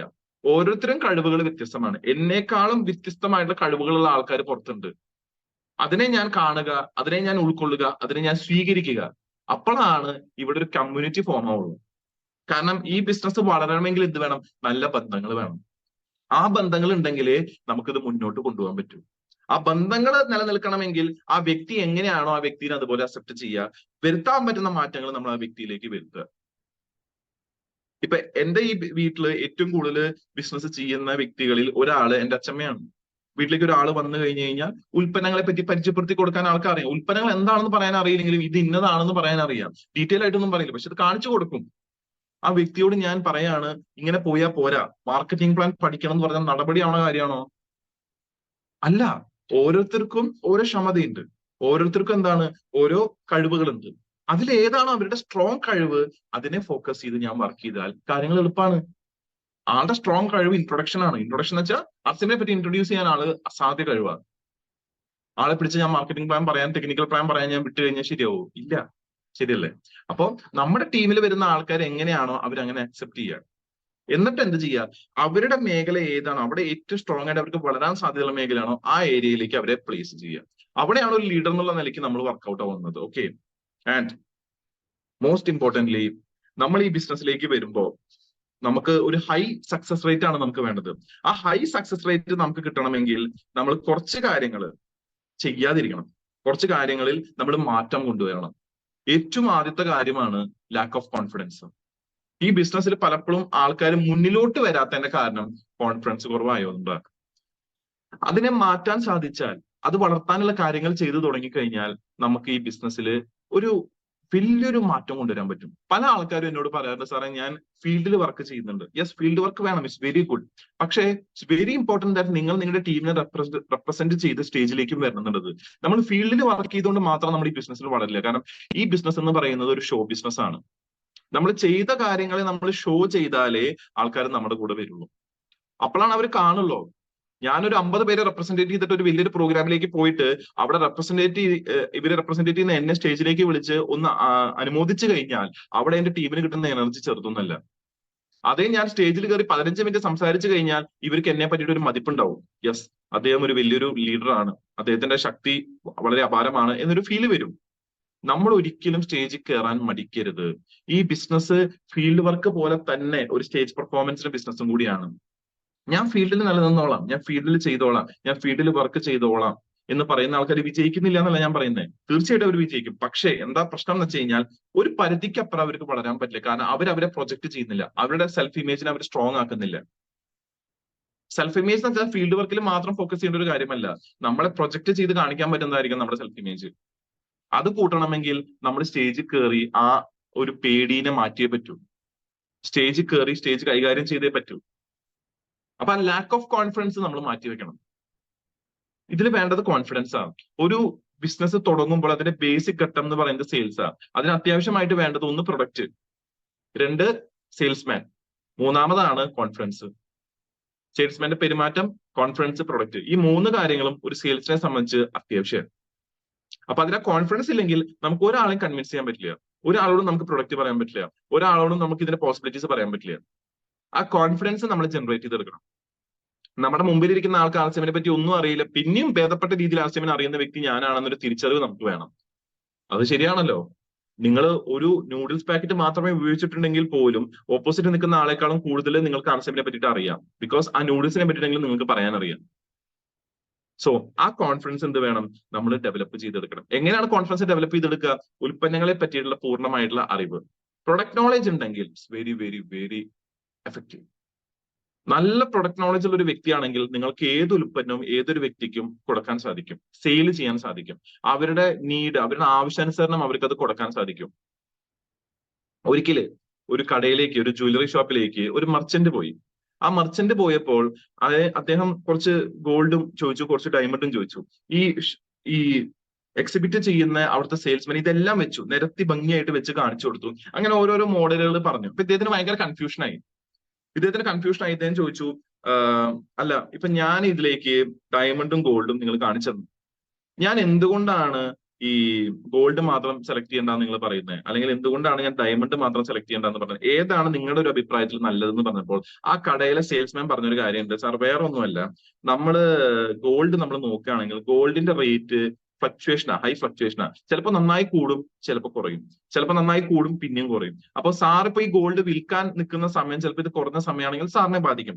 ഡയമണ്ടിന്റെ കേസ് ഞാൻ എന്താ പറയുന്നത് വെച്ച് കഴിഞ്ഞാൽ ഡയമണ്ടിന് എപ്പോഴും ഒരു ഉയർന്ന വില ഇപ്പോഴും നിലനിൽക്കുന്നുണ്ട്. അതുകൊണ്ട് തന്നെ സാർ ഇത്രയും പർച്ചേസ് ചെയ്യുന്ന ഒരു വ്യക്തി ആയതുകൊണ്ടാണ് ഞാൻ പറയുന്നത് ഡയമണ്ട് മേടിച്ചാൽ അതിന് എപ്പോഴും ഒരു ഫ്യൂച്ചർ വാല്യൂ ഉണ്ടാവും. ഗോൾഡിന്റെ കേസ് പറയാൻ പറ്റില്ല. നാളെ സാറിന് ഞാൻ ഇത് വിറ്റു, ഗോൾഡ് ഞാൻ സാറിനൊന്ന് വിറ്റു, ഫുള്ള് ഗോൾഡ് എടുത്തോളൂ എന്ന് പറഞ്ഞു കഴിഞ്ഞാൽ സാറിന് അവിടെ റിസ്ക് ഉണ്ടാവാനുള്ള സാധ്യത കൂടുതലാണ്. അതുകൊണ്ടാണ് ഞാൻ സാറിനോട് ഡയമണ്ട് എടുക്കാൻ പറഞ്ഞത്. ശരിക്കും അദ്ദേഹം ചെയ്തെന്താ, അപ്സെല് ചെയ്യാൻ ചെയ്ത്. ഗോൾഡ് മേടിക്കാൻ വന്ന ആൾക്ക് ഡയമണ്ട് കാണിച്ചു കൊടുത്ത് അപ്സെല് ചെയ്തത്. പക്ഷെ അദ്ദേഹം പറഞ്ഞത് വളരെ വാലിഡ് ആയിട്ടുള്ള ഒരു പോയിന്റാണ്. ആ വാലിഡ് ആയിട്ടുള്ള പോയിന്റ് അദ്ദേഹം പറയാനുള്ള കാരണം എന്താ, ആ ഉൽപ്പന്നത്തെ പറ്റി ഒരു പൂർണ്ണമായിട്ടുള്ള അറിവ് ആ വ്യക്തിക്കുണ്ട്. അപ്പോ പ്രൊഡക്റ്റ് നോളേജ് ഉണ്ടെങ്കിൽ നമുക്ക് കൺവിൻസ് ചെയ്യാൻ പറ്റും. കാരണം എന്താ, എല്ലാ ലൂപ്പ് ഹോളുകളും നമ്മൾ കവർ ചെയ്യുന്നുണ്ട്, എല്ലാ മേഖലകളും നമ്മൾ കവർ ചെയ്യുന്നുണ്ട്. So very important product knowledge. നിങ്ങളുടെ കോൺഫിഡൻസ് വളർത്താൻ വേണ്ടി ഏറ്റവും അത്യാവശ്യമായിട്ട് വേണ്ടതാണ് പ്രൊഡക്റ്റ് നോളേജ്. ആ പ്രൊഡക്റ്റ് നോളേജ് ഉണ്ടെങ്കിൽ തന്നെ ഒരാളെ നമുക്ക് കൺവിൻസ് ചെയ്യാൻ പറ്റും. കാരണം നമ്മൾ ചിന്തിക്കണം, നമ്മളൊരു സെനാറിയോ, നമ്മളൊരു മൈൻഡ് സെറ്റ് ചെയ്തിട്ട് ഞാൻ ഈ ഒരു ഉൽപ്പന്നം വിൽക്കാൻ പോകുമ്പോൾ ഞാൻ നേരിടാൻ സാധ്യതയുള്ള നെഗറ്റീവുകൾ എന്താണ്, ചോദ്യങ്ങൾ എന്താണ്, അത് നമ്മളൊന്ന് എഴുതി വെക്കുക. എന്നിട്ടുള്ള അതിനുള്ള ഉത്തരങ്ങൾ കണ്ടുപിടിച്ച് നമ്മൾ പോയി കഴിഞ്ഞാൽ ഒരു വ്യക്തി പറയുമ്പോൾ നമുക്ക് അതിന് തിരിച്ചു കൊടുക്കാൻ നല്ലൊരു മറുപടി ഉണ്ടായിരിക്കും. It's very very very important. അപ്പോ കോൺഫിഡൻസ് എൻഹാൻസ് ചെയ്യണമെങ്കിൽ പ്രൊഡക്റ്റ് നോളേജ് കൂട്ടണം, സിസ്റ്റം നോളേജ് കൂട്ടണം, ടെക്നിക്കൽ ലെവൽ വരെയുള്ള വരുമാനം എങ്ങനെ കണക്കൂട്ടണം എന്നുള്ളത് കൂട്ടിപ്പഠിക്കണം. ഈ 3 കാര്യങ്ങളും വന്നു ചേർന്നാലാണ് ഈ ബിസിനസ്സിൽ നമുക്ക് ഗ്രോത്ത് ഉണ്ടാവുള്ളൂ. കാരണം ഈ 3 കാര്യങ്ങളാണ് നമ്മുടെ കോൺഫിഡൻസ് എൻഹാൻസ് ചെയ്യുള്ളൂ. പ്രോപ്പർ ആയിട്ടുള്ള നോളേജ് നമുക്ക് ശരിയായ കോൺഫിഡൻസ് തരും. ശരിയായ കോൺഫിഡൻസ് വന്നു കഴിഞ്ഞാൽ ശരിയായ റിസൾട്ട് നമുക്ക് കിട്ടും. റിസൾട്ടിന്റെ നമുക്ക് കിട്ടുന്ന പോസിറ്റിവിറ്റിയുടെ അളവ് കൂട്ടാൻ ഈ ഒരു കോൺഫിഡൻസ് എൻഹാൻസിങ് സഹായിക്കും. ഒരു കാരണവശാലും ഗ്രീഡ് ആൻഡ് ആങ്കർ പാടില്ല. അമിതമായിട്ടുള്ള ദേഷ്യം, മൂക്കത്താ ശുണ്ഠി എന്നൊക്കെ പറയില്ലേ? അമിതമായിട്ടുള്ള ദേഷ്യം ഈ ബിസിനസ്സിൽ ഏറ്റവും അപകടം പിടിച്ച കാര്യം. കാരണം നമ്മളെ വിശ്വസിച്ച് വരുന്ന ആൾക്കാരോട് നമ്മൾ എങ്ങനെ പെരുമാറും എന്നുള്ള പോലെ ഇരിക്കും അവർ നമ്മുടെ കൂടെ എങ്ങനെ നിൽക്കുന്നുള്ളത്. വാത്സല്യത്തോട് കൂടിയിട്ടുള്ള ശകാരിക്കൽ നല്ലതാണ്, അവർ നന്നാവാൻ വേണ്ടിയിട്ടാണ്. പക്ഷെ ഒരിക്കലും അത് അവർക്ക് ഒരു അവരെ വെറുക്കുന്ന രീതിയിലോ അല്ലെങ്കിൽ അവർക്ക് ദോഷം വരുന്ന രീതിയിലോ ആയിട്ട് തോന്നാൻ പാടില്ല. ചിലപ്പോൾ അവരുടെ നന്നാവലിന് വേണ്ടിയിട്ടാവും നമ്മൾ പറയുന്നുണ്ടാവും, പക്ഷെ ഏതൊരു കാര്യം പറയുന്നതിന് ഒരു രീതിയുണ്ട്. ഇനി അങ്ങനെ ചെയ്യരുതെന്നും പറയാം, ഇനി മേലാ നീ അത് ചെയ്തു കഴിഞ്ഞാൽ എന്നും പറയാം. ഇത് രണ്ടും രണ്ട് ടോണാണ്, രണ്ട് രീതിയാണ്. ഇനി മേലെ അങ്ങനെ ചെയ്യരുത് എന്ന് പറയുന്നതിലാണ് ആൾക്കാർക്ക് അത് ചെയ്യാതിരിക്കാൻ തോന്നുള്ളൂ. ഇനി മേലെ നീ അങ്ങനെ ചെയ്താൽ എന്ന് തോന്നിക്കഴിഞ്ഞാൽ പോട്ടെ പുല്ല് എന്ന് പറഞ്ഞിട്ടിട്ട് പോകും. Very important how we talk to people. എങ്ങനെ സംസാരിക്കുന്നു, ഏത് ടോൺ ഉപയോഗിക്കുന്നു എന്നൊക്കെ ഇമ്പോർട്ടന്റ്. അതുകൊണ്ട് ഒരിക്കലും അമിതമായിട്ടുള്ള ദേഷ്യം പ്രകടിപ്പിക്കരുത്. ദേഷ്യമുണ്ടെങ്കിൽ ദേഷ്യമുണ്ടെങ്കിൽ നിങ്ങൾ നിങ്ങളെ തന്നെ സെൽഫ് കൺട്രോൾ ചെയ്യുക. ദേഷ്യമുണ്ടെങ്കിൽ ഉള്ളിൽ വെക്കണം എന്നല്ല ഞാൻ പറയുന്നത്, കാര്യങ്ങൾ പറയേണ്ട രീതിയിൽ പറയുക. Very important. അത് പറയാൻ നമ്മൾ പഠിക്കണം. എങ്ങനെ ഒരു കാര്യം കമ്മ്യൂണിക്കേറ്റ് ചെയ്യണം. സാറ് ചെയ്ത ഈ ഒരു കാര്യത്തിൽ ഞാൻ കുറച്ച് അസ്വസ്ഥനാണ്, എനിക്കത് ഒരു ബുദ്ധിമുട്ടുണ്ടാക്കി, ഞാൻ അത് പറഞ്ഞില്ലെങ്കിൽ അത് എനിക്കൊരു വിഷമമായിട്ട് തോന്നുന്നു, അതുകൊണ്ടാണ് ഞാൻ തുറന്നു പറയുന്നത്. കാര്യങ്ങൾ അങ്ങനെ പറഞ്ഞോളൂ. പക്ഷെ നമ്മൾ ഭയങ്കര ശബ്ദമെടുത്ത് ഭയങ്കര ബഹളം ഉണ്ടാക്കി അടിപിടി ഉണ്ടാക്കിയിട്ട് പറഞ്ഞു കഴിഞ്ഞാൽ എന്താ ഗുണം? ആർക്കും ഗുണമില്ല. അപ്പോ പ്രത്യേകിച്ച് പ്രൊഡക്റ്റീവ് ആയിട്ടൊന്നും കിട്ടില്ല എന്നുള്ള സ്ഥലത്ത് നമ്മൾ അത് ചെയ്യേണ്ട ആവശ്യമില്ല. മനസ്സിലാവട്ടോ? നമ്മുടെ ബിസിനസിനെ ഈ ദേഷ്യം ബാധിക്കുമെങ്കിൽ എന്തിനാ അത് ചെയ്യുന്നത്? ദേഷ്യത്തെ ഒഴിവാക്കുക, കൺട്രോൾ ചെയ്യുക, നമ്മൾ അതിനെ വേറെ ഏതെങ്കിലും ചാനലിലൂടെ മാറ്റുക. ആൻഡ് പിന്നെ ഇമ്പോർട്ടന്റ് ആണ് ഗ്രീഡ്. ഒരിക്കലും ആർത്തി പാടില്ല. എല്ലാവർക്കും ഉള്ളത് ഈ ഭൂമിയിൽ ഇഷ്ടം പോലെ ഉണ്ട്, നമുക്കുള്ളതും കിട്ടും. ഈ സിസ്റ്റത്തിന്റെ ബ്യൂട്ടി അതാണ്. വേറൊരാളെ സഹായിച്ചിട്ടേ ഈ സിസ്റ്റത്തിൽ വളരാൻ സാധിക്കുള്ളൂ. മറ്റൊരു ജോലിയിൽ എങ്ങനെയാ വേറൊരാളെ തളർത്തിയിട്ടേ വളരാൻ പറ്റും. ഇവിടെ എങ്ങനെയാ ഒരാളെ വളർത്തിയിട്ടേ വളരാൻ പറ്റൂ. അത്രയും ബ്യൂട്ടിഫുൾ ആയിട്ടുള്ള ഒരു സിസ്റ്റത്തിൽ നമ്മൾ വന്നിട്ട് നമ്മൾ എന്തിനാ പിന്നെ അത്യാർത്ഥി കാണിക്കുന്നത്? എല്ലാം എനിക്ക് വേണം, എല്ലാം നമുക്ക് വേണം, അല്ല, എല്ലാം എല്ലാവർക്കും വേണം. എല്ലാം എല്ലാവർക്കും നമ്മൾ കൊടുക്കാൻ റെഡി ആയി കഴിഞ്ഞാൽ നമുക്ക് എല്ലാം തരാൻ മേലിരിക്കുന്ന ആൾ റെഡി ആയിരിക്കും. ഈ സിദ്ധാന്തം നമ്മൾ ഇപ്പോഴും ഓർത്ത് വെക്കുക. എപ്പോഴും മറ്റൊരാളെ സന്തോഷിപ്പിക്കാൻ നമ്മൾ ശ്രമിച്ചു കഴിഞ്ഞാൽ നമ്മളെ സന്തോഷിപ്പിക്കാനുള്ള കാര്യങ്ങൾ എന്നും കിട്ടിക്കൊണ്ടിരിക്കുന്ന എന്റെ ജീവിതാനുഭവങ്ങളാണ്. ഞാൻ എന്റെ എക്സ്പീരിയൻസ് എന്നാ പറയുന്നത്. മറ്റൊരാൾക്ക് വേണ്ടി നമ്മൾ ചെയ്യാൻ ശ്രമിച്ചു കഴിഞ്ഞാൽ നമുക്ക് വേണ്ടി ചെയ്യാൻ 100 പേരുണ്ടായിരിക്കും. ശരിയല്ലേ? ഒറ്റൊരു ഉദാഹരണം ഞാൻ പറയുള്ളൂ. ഡോക്ടർ രാജൻ സാർ, അദ്ദേഹം ഈ ബിസിനസ് ഏറ്റെടുത്ത ആ നിമിഷം തൊട്ട് ഇന്നേ വരെ എത്രയോ പേഷ്യൻസിന് വേണ്ടിയിട്ട് ഒരു 11-12 മണി വരെ അദ്ദേഹം കോൾ എടുക്കാൻ റെഡിയാണ്. ഒരു കൺസൾട്ടേഷൻ വീട്ടിലേക്ക് വന്നോട്ടെ എന്ന് പറഞ്ഞാലും അദ്ദേഹം അത് അക്സെപ്റ്റ് ചെയ്യാൻ റെഡിയാണ്, ഡിസ്പൈറ്റ് ബിസിനസ് തിരക്കുകൾ ഉള്ളത്. അദ്ദേഹം മറ്റുള്ളവർക്ക് വേണ്ടിയിട്ട് ചെയ്യാൻ റെഡിയായപ്പോൾ ഇന്ന് അദ്ദേഹത്തിന് വേണ്ടി എന്തും ചെയ്യാനായിട്ട് ആൾക്കാർ റെഡിയാണ്. ശരിയല്ലേ? ഗിരി സാർ ഏറ്റവും വലിയ ഉദാഹരണമാണ്. മറ്റുള്ളവരുടെ ജീവിതത്തിലേക്ക് വലിയൊരു വെളിച്ചം തൂകിയപ്പോൾ, വലിയ രീതിയിലുള്ള ഒരു മാറ്റം കൊണ്ടുവന്നപ്പോൾ ഇന്ന് അദ്ദേഹത്തിന് വേണ്ടിയിട്ട് അദ്ദേഹത്തിന്റെ വാക്ക് കേട്ടാൽ കാര്യങ്ങൾ ചെയ്യാൻ ആൾക്കാർ റെഡിയാണ്. അല്ലെ? ഇവിടെ എന്താ സംഭവിച്ചേ? ഇവിടെ ഒരു ലീഡർഷിപ്പ് ഫോമായി. ബിക്കോസ് അവിടെ ഗ്രീഡ് ഉണ്ടാകുന്നില്ല.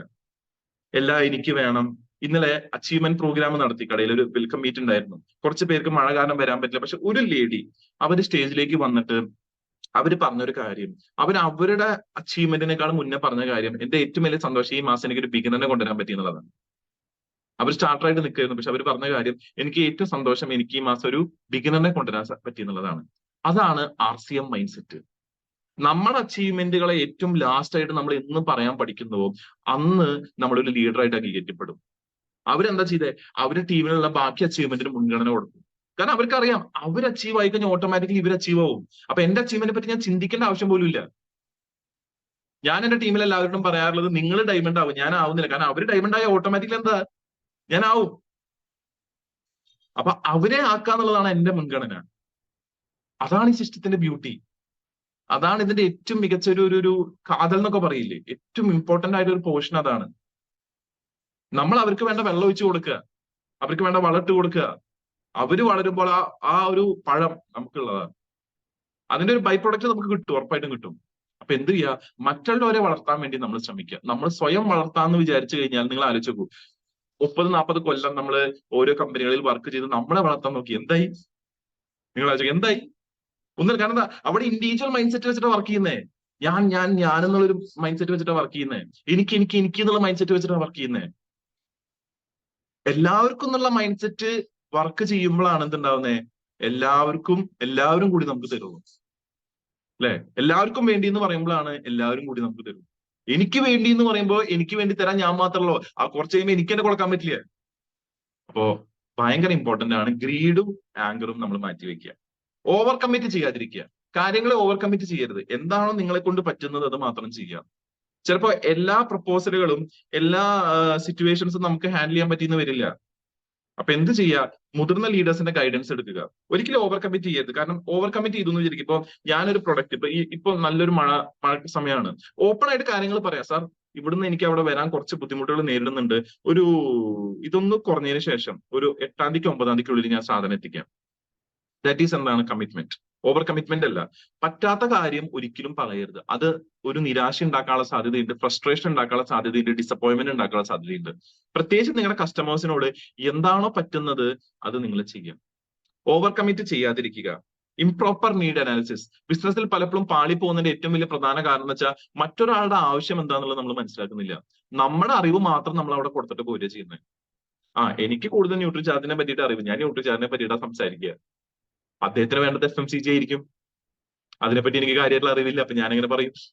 ആവശ്യം എന്താണോ എന്ന് മനസ്സിലാക്കിയിട്ട് അവർക്ക് കാര്യങ്ങൾ പറഞ്ഞു കൊടുക്കുക. നമ്മൾ ഈ കാറിന്റെ ഷോറൂമിലൊക്കെ പോയി കഴിഞ്ഞു കഴിഞ്ഞാൽ നമ്മൾ അവിടെ ചെല്ലുമ്പോൾ അവർ നമ്മളൊന്ന് ഇരുത്തും. ഇരുത്തിയതിനു ശേഷം ഒരു കോഫി ഒക്കെ ഓർഡർ ചെയ്തതിനു ശേഷം അവർ ചോദിക്കുന്ന ആദ്യത്തെ കാര്യം, സാർ ഏത് തരത്തിലുള്ള കാറാണ് നോക്കുന്നത്? 5 സീറ്റർ ആണോ, 4 സീറ്റർ ആണോ, 7 സീറ്റർ ആണോ? സാറിന്റെ ആവശ്യം എങ്ങനത്തെയാണ്? അപ്പൊ പറയും 7 സീറ്റർ ആണ്. Okay, 7 seater. അപ്പൊ ഫാമിലി ആയിട്ട് പോകാനാണ് സാർ ആഗ്രഹിക്കുന്നത്. അപ്പോ ഫാമിലി ആയിട്ട് പോകുമ്പോൾ സാറിന് ബഡ്ജറ്റ് ഫ്രണ്ട്ലി ആയിട്ട് എക്കണോമിക്കൽ ആയിട്ടുള്ള വണ്ടിയല്ലേ വേണ്ടത്? അതാണ് പ്രിഫർ ചെയ്യുന്നത്. വളരെ അതാണ് പ്രിഫർ ചെയ്യുന്നത്. ഇനി വേറൊരു കസ്റ്റമർ വന്നു, അദ്ദേഹത്തിനോട് ചോദിച്ചു, എങ്ങനത്തെ കാറാ സാറിന് വേണ്ടത്? എനിക്ക് നല്ല സ്പീഡുള്ള വണ്ടി വേണം. സാറേ 4 സീറ്റർ ആണോ, 2 സീറ്റർ ആണോ, അല്ലെങ്കിൽ 7 സീറ്റർ ആണോ? 4 സീറ്റർ മതി. ഓക്കെ. സാറിന് RPM ഒക്കെ എത്ര ഉദ്ദേശിക്കുന്നത്? എത്ര സ്പീഡ് വേണം? എനിക്ക് അത്യാവശ്യം നല്ല സ്പീഡ് വേണം. അപ്പൊ ഓരോ ആൾക്കാരുടെ ആവശ്യങ്ങൾ അവർ ചോദിച്ചിട്ടാണ് അവരത് പറഞ്ഞു കൊടുക്കുന്നത്. നമ്മൾ ഈ ബിസിനസ്സിലേക്ക് വരുമ്പോഴും നമ്മുടെ കൂടെ വരുന്ന ആൾക്കാരുടെ ആവശ്യങ്ങൾ നമ്മൾ ചോദിക്കണം. സാറ് ഇപ്പൊ ഞാനൊരു 15ഓളം സെഗ്മെന്റുകൾ ഞാൻ സാറിന് കാണിച്ചു തന്നു അല്ലെ? അർച്ചന് 15ഓളം സെഗ്മെന്റുകൾ ഉണ്ട്. സാറിന് ഇതിന് ഏറ്റവും കൂടുതൽ ഉപയോഗപ്രദമായിട്ടുള്ള അല്ലെങ്കിൽ ഡെയിലി ലൈഫിൽ ആവശ്യമായിട്ടുള്ള സെഗ്മെന്റുകൾ ഏതാ? അപ്പൊ ആളുടെ കാര്യങ്ങൾ പറയും. അപ്പൊ നമ്മളിത് പറഞ്ഞു കൊടുക്കുക, അത്രേ ഉള്ളൂ. ആവശ്യങ്ങൾ ചോദിച്ച് മനസ്സിലാക്കുക. എന്താണോ അവരുടെ ആവശ്യം അത് മനസ്സിലാക്കുക. എല്ലാവരും ബിസിനസ്സിലേക്ക് വരില്ല. പക്ഷെ ചില ആൾക്കാർക്ക് പ്രൊഡക്റ്റുകൾ ഉപയോഗിക്കാനുള്ള ഒരു ത്വര ഉണ്ടായിരിക്കും. എല്ലാ പുതിയ പ്രൊഡക്റ്റ് അവർക്ക് വേണം. അങ്ങനത്തെ ആൾക്കാരുണ്ട്. അപ്പൊ എന്ത് ചെയ്യാ? അവർക്ക് വേണ്ട കാര്യങ്ങൾ നമ്മൾ ചെയ്യാം. പ്രൊഡക്റ്റുകൾ കൊടുക്കുമ്പോൾ കൺസിസ്റ്റൻസി പ്ലാനിനെ പറ്റിയിട്ട് അവരോട് പറയാ. ഇത് ഉപയോഗിച്ച് കഴിഞ്ഞാൽ ക്യാഷ് അവാർഡിനെ പറ്റിയിട്ട് അവർക്ക് പറയാം. ഭയങ്കര സന്തോഷമാവും അവർക്ക്. അപ്പൊ ആൾക്കാർക്ക് എന്താണോ വേണ്ടത് അത് കൊടുക്കാൻ ശ്രമിക്കുക. ചിലവർക്ക് നല്ലൊരു കൂട്ടായ്മയായിരിക്കും വേണ്ടത്, നല്ലൊരു സോഷ്യൽ ലൈഫ് ആവും വേണ്ടത്, അവർക്ക് അത് കൊടുക്കുക. ചിലവർക്ക് എന്താണ്? ചിലവർക്ക് അംഗീകാരങ്ങളായിരിക്കും വേണ്ടത്. അത് കിട്ടാനുള്ള ഏറ്റവും സുഖകരമായിട്ടുള്ള മാർഗം അവർക്ക് കാണിച്ചു കൊടുക്കുക. അവരത് നേടിയെടുക്കട്ടെ. ഓഫറുകളായിരിക്കാം, ടാർഗറ്റുകളായിരിക്കാം, പിൻ ലെവലുകളായിരിക്കാം. ആൾക്കാരുടെ ആവശ്യാനുസരണം അവർക്ക് എന്താ വേണ്ടത് അത് കൊടുക്കുക. ഒരുപാട് കൊടുക്കരുത്. അല്ലെങ്കിൽ തന്നെ ഇത് പഠിച്ച തീരില്ല. ഓരോ ദിവസം പുതിയ പ്രൊഡക്റ്റുകൾ വരികയാണ്. ഇപ്പൊ മെയിലായപ്പോ പ്ലാനും മാറി. വീണ്ടും വീണ്ടും ഞങ്ങൾ ലീഡേഴ്സ് പഠിച്ചുകൊണ്ടിരിക്കുകയാണ്. അപ്പൊ നമ്മൾ ആലോചിച്ച് നോക്കണം, നമ്മുടെ ഈ തലച്ചോറിന് എത്രത്തോളം കപ്പാസിറ്റി ഉണ്ടെന്ന് ആലോചിച്ച് നോക്കണം. അപ്പൊ ഓരോരുത്തർക്ക് എന്താണോ ആവശ്യം അത് കൊടുക്കുക. അതിന് എന്ത് വേണം? ആദ്യം അവരുടെ ആവശ്യങ്ങൾ മനസ്സിലാക്കണം. ആവശ്യങ്ങൾ മനസ്സിലാക്കണമെങ്കിൽ ഒറ്റ വഴിയുള്ളൂ. എന്താണ് നിങ്ങൾക്ക് വേണ്ടതെന്ന് ചോദിക്കുക, ചോദിക്കാൻ പഠിക്കുക. ഒരിക്കല് ജോർഡൻ ബെൽഫോർഡ് എന്ന് പറഞ്ഞിട്ട് പ്രശസ്തനായിട്ടുള്ള ഒരു സ്റ്റോക്ക് മാർക്കറ്റർ ഉണ്ട്. അദ്ദേഹത്തിന്റെ ഒരു പ്രശസ്തമായിട്ടുള്ള വരികളാണ് സെൽ മീ ദിസ് പെൻ, ഈ പേന എനിക്ക് വിറ്റ് കാണിക്കുന്നുള്ളത്. അതിൽ അദ്ദേഹത്തിനോട് ഒരു വേദിയിൽ വെച്ചിട്ട് ഒരാൾ ചോദിക്കുന്നുണ്ട്, സാറേ ഈ പേന വിൽക്കാനായിട്ട് എന്താ ടെക്നിക്ക്? ആൾ പറഞ്ഞു, ഒരു ടെക്നിക്കും ഇല്ല. അവരോട് ചോദിക്കുക. സാറ് പേന വാങ്ങിക്കാനാണ് വന്നത്.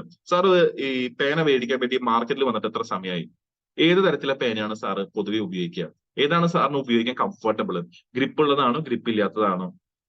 ഇങ്കാണോ അല്ലെങ്കിൽ ബോൾ പെന്നാണോ? ഏതാണ് സാറിന് വേണ്ടത്? ചോദ്യങ്ങൾ ചോദിക്കുക എന്നുള്ളതാണ് ഒരു കസ്റ്റമറിനെ ബിസിനസ്സിലേക്ക് കൊണ്ടുവരിക എന്നുള്ളതിന്റെ ഏറ്റവും ബേസിക് ലെവല്. അവരുടെ ആവശ്യങ്ങൾ മനസ്സിലാക്കണമെങ്കിൽ അവരോട് ചോദ്യങ്ങൾ ചോദിക്കൂ. സാർ അടുത്ത 5 കൊല്ലത്തിൽ സാറിനെ നോക്കിക്കാണുന്നത് എങ്ങനെ? സാറിന്റെ ഇപ്പോഴത്തെ ജോലിയിൽ സാറ് വർക്ക് ചെയ്യിക്കുകയാണെങ്കിൽ അടുത്ത 5 കൊല്ലത്തിൽ സാറ് ഏത് പൊസിഷൻ എത്തുന്നതാണ് സാർ നോക്കിക്കാണുന്നത്? Very important. ചോദ്യം ചോദിക്കുന്നതിന്റെ ഒപ്പം തന്നെ പ്രധാനപ്പെട്ടതാണ് എന്താ? അവർ പറയുന്ന കാര്യങ്ങൾ കേൾക്കുക, ലിസൺ. കാരണം അവർക്ക് പറയാന്നുള്ളതിൽ നമുക്ക് എന്തുണ്ടാവും? അവരെ ഹുക്ക് ചെയ്യാനുള്ള ഒരു ഫാക്ടർ ഉണ്ടായിരിക്കും.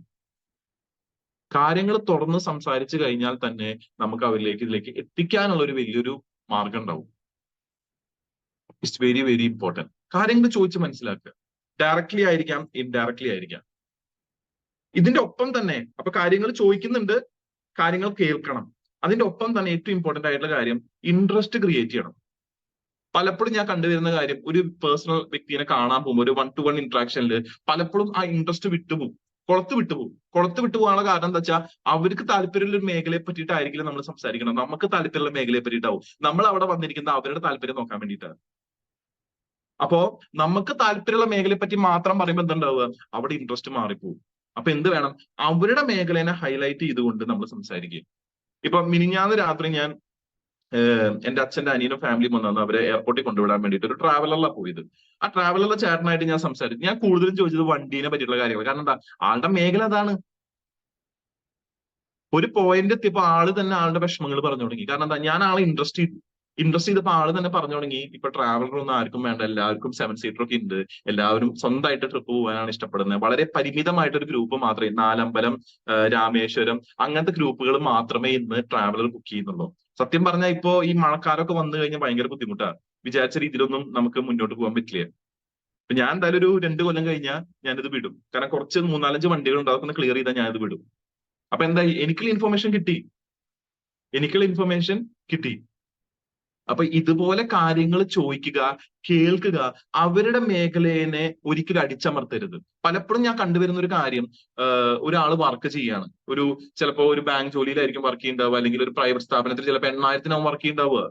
ഒരിക്കലും ഒരു വർക്കിനും അധിക്ഷേപിച്ച് പറയരുത്. അവിടെ നിന്ന് എന്ത് കിട്ടും? വലുതും കിട്ടണ്ട. അരി മേടിക്കാനുള്ള കാശ് കിട്ടണ്ട, കഞ്ഞി മേടിക്കാനുള്ള കാശ് കിട്ടണ്ട. എന്ത് കിട്ടുന്നുണ്ടെങ്കിൽ ആ കുടുംബം അതുവരെ പോയില്ലേ, അയാളെ കുടുംബത്തെ നന്നായിട്ട് നോക്കുന്നില്ലേ, അത് റെസ്പെക്ട് ചെയ്യണം. സാറ് ചെയ്യുന്ന വർക്ക് നല്ലൊരു വർക്കാണ്, പക്ഷെ സാറ് എടുക്കുന്ന എഫേർട്ടിനുള്ള ഒരു വരുമാനം സാറിന് കിട്ടുന്നില്ലല്ലോ, സാർ അത് ശരിയല്ലേ? ശരിയാണ്. അങ്ങനെ കിട്ടുന്നുണ്ട് ഒരാളും പറയില്ല. നിങ്ങൾ അംബാനിയോട് ചോദിച്ചു നോക്കൂ, സാർ ഇത്രയും ബിസിനസ് നടത്തുന്നുണ്ട്, ഈ ബിസിനസ് ഒക്കെ ഇത്രയും നടത്തുന്നതിന്റെ ഒരു എഫേർട്ടിനുള്ളത് കിട്ടണ്ട? കിട്ടില്ലെന്നേ. കഷ്ടിച്ചൊരു മാസം ജീവിച്ചു പോകണമെങ്കിൽ ഇത്ര കോടി വരുന്ന ആള് പറയും. കാരണം എന്താ, അതെല്ലാവർക്കും ആവശ്യമുള്ള കാര്യമാണ്. അപ്പൊ നമ്മൾ ആ രീതിയിൽ റെസ്പെക്ട് കൊടുത്തിട്ട് വേണം, ഇൻട്രസ്റ്റഡ് ആക്കിയിട്ട് വേണം സംസാരിക്കാൻ. അദ്ദേഹത്തിന്റെ മേഖലനെ ഒട്ടും അടിച്ചു താത്താതെ തന്നെ എന്ത് വേണം, അവരുടെ മേഖലയിൽ ഇൻട്രസ്റ്റ് ഏതാണോ അതൊന്നും നോക്കി അതായിട്ട് സംസാരിച്ച് പിന്നെ ചോദ്യങ്ങൾ ചോദിച്ച് അവർ പറയുന്ന കാര്യങ്ങൾ കേട്ട് അവർക്ക് വേണ്ട ട്രീറ്റ്മെന്റ് കൊടുക്കുക ചെയ്യേണ്ടത്. ഒരു ഡോക്ടറായിട്ട് മാറുക, നല്ലൊരു ഡോക്ടറായിട്ട് മാറുക. അവര് കാര്യങ്ങൾ ചോദിച്ച് മനസ്സിലാക്കിയതിന് ശേഷം അവർ പറയുന്ന കാര്യങ്ങൾ കേട്ടിട്ട് അവർക്ക് എന്താണോ മരുന്ന് വേണ്ടത് അത് എഴുതി കൊടുക്കുക. അവിടെയാണ് ശരിയായ രീതിയിൽ എന്ത് വരുന്നത്, നമ്മളൊരു ലീഡറായിട്ട് മാറുന്നത്. അതേപോലെ തന്നെ ഞാൻ നേരത്തെ പറഞ്ഞ പോലെ നമ്മുടെ അറോഗൻസും ഈഗോയിസവും നമ്മൾ മാറ്റും. എന്താ അറോഗൻസ്? അവൻ പറഞ്ഞാൽ ഞാൻ കേൾക്കണോ? അവൻ എന്നെക്കാളും പഠിപ്പുള്ള ഒരാളാണോ? അല്ല, അവൻ ഇന്ന വ്യക്തിയാണ്, അവൻ ഇന്ന മേഖലയിൽ നിന്ന് വന്ന ആളാണ്, ഞാൻ എന്തിനത് കേൾക്കണ്ട, ഞാൻ ഇത്രയും പഠിപ്പുള്ള ആളാണ്. That is called arrogance. അറിവ് എവിടുന്ന് കിട്ടുകയാണെങ്കിലും വാങ്ങാൻ റെഡി ആയിരിക്കണം. കാരണം ഈ ബിസിനസ്സിൽ അറിവ് എവിടുന്നൊക്കെയാ കിട്ടാന്ന് നമുക്ക് പറയാൻ പറ്റില്ല. പല സ്ഥലത്തുനിന്ന് അറിവ് കിട്ടും, തീരെ പ്രതീക്ഷിക്കാത്ത സ്ഥലത്തുനിന്ന് വരെ അറിവ് കിട്ടും. പക്ഷെ നമ്മൾ ഓപ്പൺ മൈൻഡഡ് ആയിരിക്കും. ഓരോ വ്യക്തികളിൽ നിന്നും പഠിക്കാനായിട്ട് ഓരോ കാര്യങ്ങളുണ്ട്. അങ്ങനെ ഒരു ഓപ്പൺ മൈൻഡ് വെച്ചാലേ ഈ ബിസിനസ്സിൽ വിജയിക്കാൻ പറ്റൂ. എല്ലാവരും പഠിക്കാൻ ഓരോരോ കാര്യങ്ങളുണ്ട്. ഇവിടെ ഇരിക്കുന്ന 285 പേരിൽ നിന്നും പഠിക്കാനായിട്ട് ഓരോരോ കാര്യങ്ങളുണ്ട്. ഞാൻ രാജഗിരി ഓഡിറ്റോറിയത്തിൽ വെച്ചിട്ട് ഞാൻ സ്റ്റേജിൽ എമറാൾഡ് ആൻഡ് എബോവ് വന്നപ്പോൾ ഞാൻ പറഞ്ഞ കാര്യം, ഓരോ വ്യക്തികളിൽ നിന്ന് പഠിക്കാൻ ഓരോ കാര്യങ്ങൾ ഉണ്ടായിട്ടുണ്ട്. ഒരു പക്ഷെ അവരുടെ ജീവിതാനുഭവങ്ങളായിരിക്കാം, അവർ വന്ന വഴികളായിരിക്കാം, അവരുടെ മെത്തേഡുകളായിരിക്കാം. ഓരോരുത്തർന്നും പഠിക്കാൻ ഓരോ കാര്യങ്ങളുണ്ട്.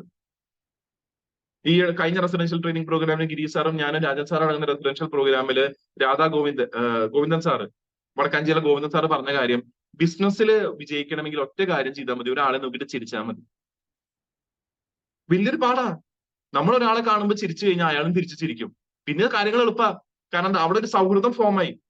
എങ്ങടെ പോകുന്നത്? ഇന്ന സ്ഥലത്തേക്കാ. ഓക്കെ, അടുത്ത ആള് ഇന്ന് എങ്ങടെ പോകുന്നത് ഇങ്ങോട്ട് ചോദിക്കും. It's very very very important. അപ്പോ ഓരോ വ്യക്തികളിൽ നിന്നും പഠിക്കാനുണ്ട്. അതുകൊണ്ട് തന്നെ ഞാനാണ് അധിപൻ, എനിക്കെല്ലാം അറിയുള്ളൂ, ഞാൻ പറഞ്ഞു കഴിഞ്ഞാൽ ഇവന് കേട്ടാ എന്താ, ഞാൻ ഇത്രയും വലിയ ഒരിക്കലും അല്ല. ഒരാളും ഒരാളുടെയും ഈക്വലോ അല്ലെങ്കിൽ അല്ല. എല്ലാവർക്കും അവരുടേതായ രീതികളുണ്ട്, അല്ലെ? എനിക്ക് ഒരിക്കലും പറയാൻ പറ്റില്ല ഞാൻ സജിനി മാഡത്തിനേക്കാളും വലിയൊരാളാണ്. ഇല്ല, സജിനി മാഡത്തിൻ്റെതായ കഴിവുകളുണ്ട്, അല്ലെ? നമ്മളൊരു സിംഹത്തിനെയും ഒരു ജിറാഫിനെയും വെച്ചിട്ട് നമ്മൾ കമ്പയർ ചെയ്യുന്നതിൽ എന്തർത്ഥമുള്ളത്? സിംഹത്തിന് ജിറാഫിന്റെ അത്ര ഉയരം ഇല്ല, ജിറാഫിന് സിംഹത്തിന് അത്ര വേഗതയില്ല. രണ്ടു പേർക്കും വ്യത്യസ്തമായിട്ടുള്ള കഴിവുകളുണ്ട്. ഇത് നമ്മൾ മനസ്സിലാക്കണം. അപ്പൊ ഒരിക്കലും ഒരാളും മറ്റൊരാളിനേക്കാളും ഉയർന്നു വരുന്നില്ല. നമ്മളെല്ലാവരും ഒരേ ലെവലിലുള്ള ആൾക്കാർ തന്നെയാണ്. പിന്നെ എന്താ വളരുന്നത്? സ്കില്ലുകൾ. നമ്മുടെ സ്കില്ലുകൾ വളരുന്നു, നമ്മുടെ പ്രൊജക്ഷൻ വളരുന്നു, നമ്മുടെ സെൽഫ് ഇമേജ് വളരുന്നു. അത് വർദ്ധിപ്പിക്കാനുള്ള കാര്യങ്ങൾ നമുക്ക് ഒറ്റക്കെട്ടായിട്ട് ഒരുമിച്ച് നോക്കാം. അവിടെ അറോഗൻസി പാടില്ല. ഞാൻ ഭയങ്കര ഇതാണ്. ഏറ്റവും വലിയ ഉദാഹരണം ഞാൻ പറഞ്ഞുതരാം. അറോഗന്റ് ആവാതിരിക്കാനുള്ള ഏറ്റവും വലിയ ഉദാഹരണം ഞാൻ പറഞ്ഞുതരാം. മൂർത്തി സാറ് രാജഗിരി പ്രോഗ്രാമില് നമ്മൾ ബാഡ്ജ് വാങ്ങിയ ന്യൂട്രി ചാർജിലെ ആൾക്കാരെ വിളിച്ചപ്പോ ടീഷർട്ട് ഇട്ട ആൾക്കാരും കൂടി വന്നു. സ്റ്റേജിൽ ഓവർ ക്രൗഡിങ് വന്നു. ഓവർ ക്രൗഡിങ് വന്നപ്പോൾ എമറാൾഡ് അച്ചീവേഴ്സ് ആ സമയത്ത് അവിടെ ഉണ്ടായിരുന്നില്ല. അവര് പുറത്ത് വേറെ കുറെ കാര്യങ്ങൾ കോർഡിനേറ്റ് ചെയ്യാൻ ഇരിക്കുകയായിരുന്നു. ആ സമയത്ത് ഓടിയെത്തിയ ആദ്യത്തെ ആള് മൂർത്തി സാറ്. നിങ്ങൾ മനസ്സിലാക്കണം. വൈ? ബിക്കോസ് അവിടെ ഒരു അരോഗൻസി ഇല്ല. വേണമെങ്കിൽ എന്ത് വിചാരിക്കാം, ഞാൻ ഇത്രയും വലിയ ലീഡർ അല്ലേ, ഞാൻ എന്തിനാ പോകുന്നത്, എന്റെ താഴെ സ്റ്റാർ റൂബി ഉണ്ട്, സ്റ്റാർ എമറാൾഡുമാരുണ്ട്, ടെക്നിക്കൽ അച്ചീവേഴ്സ് ഉണ്ട്, അവര് പോയിട്ട് ചെയ്യട്ടെ എന്ന് വിചാരിക്കാലോ. എന്തുകൊണ്ട് ചിന്തിക്കാതെ അദ്ദേഹം സ്റ്റേജിലേക്ക് കയറി വന്നു? ആരും ചെയ്തില്ലെങ്കിലും ഞാൻ ചെയ്യും, ആരെങ്കിലും ചെയ്താലും ഞാൻ ചെയ്യും. അതുകൊണ്ട് അദ്ദേഹം കയറി വന്നു. അവിടെ ഒരു അരോഗൻസി ഇല്ല. നമ്മൾ ഇന്ന് 285 പേരിൽ ആര് വിളിച്ചാൽ അദ്ദേഹം തിരിച്ചു വിളിക്കും. ബിക്കോസ് അരോഗൻസി ഇല്ല. അരോഗൻസി നമുക്ക് പാടില്ല. ഈഗോയിസം ഒട്ടും പാടില്ല. കാരണം ചെറിയ ചെറിയ ഈഗോ ക്ലാഷുകളിലാണ് ബിസിനസിന്റെ മൊത്തം ഭാഗം പോകുന്നത്. അത്ര നാള് കഷ്ടപ്പെട്ട് വളർത്തി കൊണ്ടുവന്ന ഒരു ബിസിനസിന്റെ ഒരു വലിയൊരു അംശം പോകുന്നത് ചിലപ്പോൾ ഈ ഒരു ചെറിയൊരു ഈഗോ ക്ലാഷിലായിരിക്കും. എന്തിനാ ഈഗോ? ഞാനും നിങ്ങളും എല്ലാവരും ഒരു നാൾ ഈ ഭൂമി വിട്ട് പോകേണ്ടതാ. അപ്പൊ ഈഗോ വെച്ചിട്ട് എന്താ കാര്യം? കൊണ്ടുപോകാൻ പറ്റുമോ അത്? ഇത്ര ഈഗോ ഞാൻ സമ്പാദിച്ചിട്ടുണ്ട്, കൊണ്ടുപോകാൻ പറ്റും? ഇല്ല, കാര്യമില്ല. ഇവിടെ നിൽക്കുമ്പോൾ സന്തോഷമായിട്ട് ചിരിച്ച് ആനന്ദിച്ച് ജീവിക്കാനുള്ള വഴികൾ നോക്കുന്നതിൽ ഏറ്റവും ആദ്യം എടുത്തു കളയേണ്ട കാര്യമാണ് ഈഗോ എന്ന് പറയുന്നത്. അല്ലെ? ഈഗോ നമ്മുടെ ഉള്ളിലേക്ക് വന്നാൽ യൂഗോ എന്നുള്ളത് ഈ ബിസിനസ് നിങ്ങളോട് പറയും. യൂഗോ നിങ്ങൾ പൊക്കോളൂ. ഭയങ്കര ഇമ്പോർട്ടന്റ് ആണ്. ആൻഡ് ലാക്ക് ഓഫ് റിലേഷൻഷിപ്പ് ഞാൻ പറഞ്ഞു. നല്ല ബന്ധങ്ങൾ നമ്മൾ ഊട്ടി ഉറപ്പിച്ചില്ലെങ്കിൽ ഈ ബിസിനസ് മുന്നോട്ട് പോയില്ല. നല്ല ബന്ധങ്ങളെ വളർത്താൻ എന്ത് ചെയ്യണം? നല്ല വളമിട്ട് കൊടുക്കണം. നമ്മുടെ ബിസിനസ്സിൽ നല്ല വളം എന്ന് വെച്ചാൽ വേറെ ഒന്നുമല്ല, നല്ല വാക്കുകളാണ്. ഗുഡ്, നന്നായി ചെയ്തു. ഇപ്പൊ ഗിരീഷ് സാർ ഇപ്പൊ വന്നപ്പോ ആദ്യം പറഞ്ഞ കാര്യം എന്താ, ജയശ്രീ മാഡത്തിന്റെ ഒരു പ്രോഗ്രാം ഉണ്ടായിരുന്നു. അടിപൊളി പ്രോഗ്രാം ആയിരുന്നു, സൂപ്പർ പ്രോഗ്രാം. നിർഭാഗ്യവശം എനിക്കത് കേൾക്കാൻ പറ്റില്ല, പക്ഷെ റെക്കോർഡിംഗ് ഉണ്ടെന്ന് ഞാൻ പ്രതീക്ഷിക്കുന്നു. അപ്പൊ എന്താ, നല്ല വാക്കുകള്. ആ നല്ല വാക്കുകളാണ് നമ്മളെ കൂടുതൽ ചെയ്യാൻ വേണ്ടി പ്രേരിപ്പിക്കുന്നത്. ഒരിക്കലും ഒരാളോട് നമ്മൾ ചീത്ത പറഞ്ഞ അയാൾ കൂടുതൽ ചെയ്യില്ല. നല്ല വാക്കുകൾ പറയാൻ പഠിക്കുക, നല്ല കാര്യങ്ങൾ എടുത്ത് കാണിക്കാൻ പഠിക്കുക, ഒരാളുടെ നല്ല വശങ്ങളെ എടുത്ത് പ്രൊജക്ട് ചെയ്യാൻ സാധിക്കണം. എല്ലാവർക്കും ഒരു പക്ഷെ അത് ഉണ്ടാവണമെന്നില്ല. പക്ഷേ നമ്മൾ കൂടുതലും അയാളുടെ നല്ല വശങ്ങളെ തേടിപ്പോയി കഴിഞ്ഞാൽ ഒരു വേളയിൽ അദ്ദേഹത്തിന് തോന്നും, ഇയാൾ എന്നെ പറ്റി ഇത്രയും നല്ലത് പറയണമെങ്കിൽ എന്റെ ഉള്ളിൽ എന്തെങ്കിലും നല്ലത് ഉണ്ടാവുമല്ലോ, അപ്പൊ ഞാൻ നല്ലത് ചെയ്യാം. അഫ്കോഴ്സ് എല്ലാവർക്കും വർക്കൗട്ട് ആവില്ല, പക്ഷെ വർക്കൗട്ട് ആവുന്ന സ്ഥലങ്ങൾ ഉണ്ട്. നമ്മൾ ശ്രമിച്ചാൽ മതി. It's very very very important. And most importantly, നമ്മൾ ഈ ബിസിനസ്സിൽ നമ്പർ 1 ആവണമെങ്കിൽ നമ്മൾ ഡ്രസ്സിങ് അങ്ങനെ ആയിരിക്കണം. നമ്പർ 1 ഡ്രസ്സിങ് ആയിരിക്കണം. ആര് കണ്ടാലും തോന്നണം ഓടി വന്നിട്ട് ഒരു ഷേക്കിന് തരാൻ വേണ്ടിയിട്ട്. നിങ്ങൾ ശ്രദ്ധിച്ചിട്ടുണ്ടോ എന്ന് അറിയില്ല, പലപ്പോഴും സ്റ്റേജുകളിലേക്ക് കയറി വരുന്ന വ്യക്തികൾ ഒരു പക്ഷെ സ്റ്റാർ എമറാൾഡോ പിന്നൊന്നും ആയിരിക്കില്ല, ടെക്നിക്കലോ ആയിരിക്കില്ല. ചിലപ്പോൾ അവര് ബേസിക് ആയിട്ട് ഒരു സ്റ്റാറോ അല്ലെങ്കിൽ ഒരു വിന്നറോ ഒക്കെ ആയിട്ടുണ്ടാവുള്ളൂ. പക്ഷെ അവരുടെ ഡ്രസ്സിങ് സൂപ്പർ ആയിരിക്കും. ഇവര് വരണ കാണുമ്പോൾ നമുക്ക് തോന്നും ഇവര് ഒരു മിനിമം ഒരു എമറാൾഡ് ആണെന്നെങ്കിലും തോന്നും. നമുക്ക് ഈ ബിസിനസ്സിൽ, ഞാൻ പറയുന്നത് ഈ ബിസിനസ്സിൽ നിങ്ങൾ ഡ്രസ്സിങ് ചെയ്യാൻ മടിക്കരുത്. കോട്ട് ഇടാൻ മടിക്കരുത്, ഹാഫ് കോട്ട് ഇടാൻ മടിക്കരുത്, ടൈ ഇടാതിരിക്കാൻ മടിക്കരുത്. കാരണം നിങ്ങൾക്കൊരു ജോലി സ്ഥലത്ത് അത് ഇടാൻ ആൾക്കാർ അവസരം തരില്ല. നിങ്ങളുടെ മാനേജറിനേക്കാളും നല്ല ഡ്രസ്സിങ്ങിലേക്ക് വന്നു കഴിഞ്ഞാൽ മാനേജർ പറയും, നീ പുറത്തേക്ക് ടക്കിൻ ചെയ്യ്, നീ ഇവിടെ ക്ലർക്കായിട്ട് വന്നല്ലേ, നീ ക്ലർക്കായിട്ട് നിന്നാൽ മതി എന്ന് പറയും. ഇവിടെ നിങ്ങളുടെ ലീഡേഴ്സ് നിങ്ങളോട് പറയുന്നത് ദയവ് ചെയ്ത് കോട്ടിട്ട് വരൂ, ദയവ് ചെയ്ത് ടൈ ഇട്ട് വരൂ. കാരണം എന്താ, നിങ്ങളെ ആൾക്കാർ കാണുന്ന ലെവലിലേക്ക് മാറണം. ആൾക്കാർ നിങ്ങളെ കാണുന്ന വിഷൻ മാറണം. അത് മാറ്റാനുള്ള ഏറ്റവും സിമ്പിൾ ആയിട്ടുള്ള വഴി എന്താ, ഡ്രസ്സിങ് മാറ്റുക എന്നുള്ളതാണ്.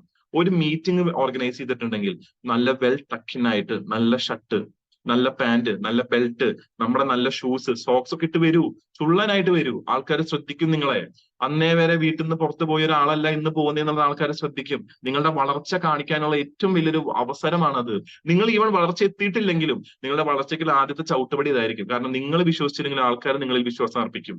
അവൻ വലിയ നിലയിലെത്തിയിട്ട് അവൻ ഷർട്ടും പാന്റും ഒക്കെ ഇട്ടിട്ടാ വന്നേ, ടക്കിനൊക്കെ ചെയ്തിട്ടാ വന്നേ. ഇപ്പൊ എന്താ, നമ്മുടെ പിക്ചർ മാറി. ഹാഫ് കോട്ട് ഇടാൻ മടിക്കരുത്. എന്ത് മീറ്റിംഗ് ആയിക്കോട്ടെ നിങ്ങൾ ഇട്ട് വരൂ. ആരും നിങ്ങളോട് പറയില്ല. ആരെങ്കിലും ഏതെങ്കിലും മീറ്റിംഗിൽ നിങ്ങൾ കണ്ടിട്ടുണ്ടോ, എന്താ കോട്ടിട്ടെ, സ്റ്റാർ ആയിട്ടില്ല, പൊക്കോ പറയോ? ഇല്ല. സന്തോഷം, സ്റ്റാർ ആയിട്ടിട്ടൂലോ. അങ്ങനെയാണെങ്കിൽ സ്റ്റാർ ഗോൾഡ് ആയിട്ട് ഇടാൻ വേണ്ടിയിട്ട് പുതിയ സാധനങ്ങൾ കണ്ടുപിടിക്കേണ്ടി വരും. നമ്മളെ ഈ ബിസിനസ്സിൽ നമ്മൾ എങ്ങനെ നോക്കി കാണുന്നു എന്നുള്ളതാണ് ഈ ബിസിനസ്സിന്റെ മർമ്മം. നമ്മൾ ഇതിൽ നമ്മളൊരു സൂപ്പർ സ്റ്റാർ ആയിട്ട് കാണാൻ നമ്മൾ സൂപ്പർ സ്റ്റാർ ആയിട്ട് മാറും. രജനീകാന്ത് ഏറ്റവും വലിയ ഉദാഹരണമാണ്, ശരിയല്ലേ? അദ്ദേഹം ഒരു സാധാരണ ഒരു ബസ് കണ്ടക്ടർ ആയിരുന്നു. ആ ബസ് കണ്ടക്ടർ എന്തുകൊണ്ട് ഇന്ന് ഇന്ത്യയിലെ ഏറ്റവും വലിയ സൂപ്പർ സ്റ്റാർ ആയിട്ട് മാറി? അദ്ദേഹത്തിന്റെ സെൽഫ് ഇമേജിനെ പ്രൊജക്ട് ചെയ്തു.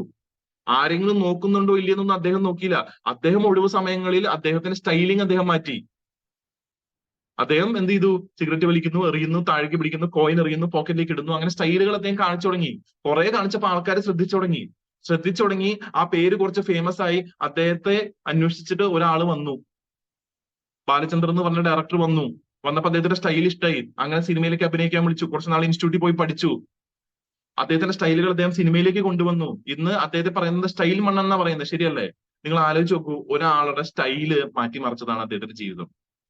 അങ്ങനെയാണെങ്കിൽ നമ്മുടെ ഡ്രസ്സിങ്ങിന് പവർ ഉണ്ടോ ഇല്ലേ എന്നുള്ളത് നിങ്ങൾ ചിന്തിക്കണം.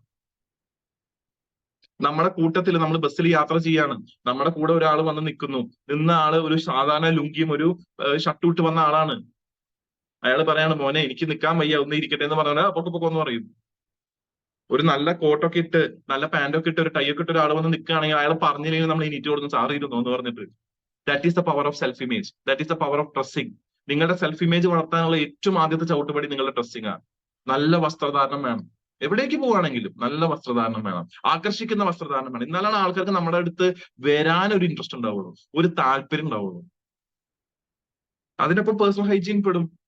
നമ്മള് എന്താ പറയാ, ദുർഗന്ധമില്ലാതെ, വായിക്ക് നാറ്റമില്ലാതെ പോവുക. അതിനെന്ത് വേണം? നമ്മുടെ ഓൾറൗണ്ടർ പേസ്റ്റ് ഉണ്ട്, അത് യൂസ് ചെയ്യുക. നമ്മുടെ പെർഫ്യൂമുകൾ, ഇപ്പൊ ഇൻഫിനിറ്റി എന്ന് പറഞ്ഞിട്ട് നമ്മുടെ 4 പെർഫ്യൂം വന്നിട്ടുണ്ട്. അത് അടിക്കുക. എവിടെ അടിക്കണം? ഇവിടെ അടിക്കണം, ഈ ഭാഗത്ത് അടിക്കണം. ബിക്കോസ് അവിടെയാണ് ആൾക്കാർ കൂടുതലായിട്ട് കോൺടാക്ട് വരിക. ആൾക്കാരുടെ മൂക്ക് വരുന്നത് ഈ ഒരു ഏരിയയിലേക്കാണ്. ഇവിടെ അടിക്കുക. ചില ആൾക്കാർ എനിക്കറിയാം, ഇവിടെ നോട്ട് ഈ താഴെ വരെ മൊത്തം അടിക്കും. ഇവിടെ അടിക്കില്ലേ? അതിൽ കാര്യമില്ല, ഇവിടെ അടിക്കണം. This is the important part. അപ്പോ പേഴ്സണൽ ഹൈജീൻ, ഡ്രസ്സിംഗ് സെൻസ്. നിങ്ങളൊരു നമ്പർ 1 ബിസിനസ്മാൻ ആവാൻ ആഗ്രഹിക്കുന്ന ആളാണെങ്കിൽ നിങ്ങൾക്ക് തീർച്ചയായിട്ടും അത് വേണം. ഒരു കാരണവശാലും കൺക്ലൂഷനിലേക്ക് എത്തരുത്. Jumping conclusion. ഒരാളെ കാണുമ്പോൾ അയാള് ഇതിന് സൂട്ടബിൾ അല്ല, അയാൾ ആ ടാർഗറ്റ് എടുക്കാൻ കേപ്പബിൾ അല്ല, അയാൾ ഈ ബിസിനസ് ജോയിൻ ചെയ്യാൻ താല്പര്യമില്ല എന്ന് ഒരിക്കലും നമ്മൾ ഒരു മുൻവിധിയോട് കൂടിയിട്ട് കാര്യങ്ങളെ കാണരുത്. Avoid prejudice.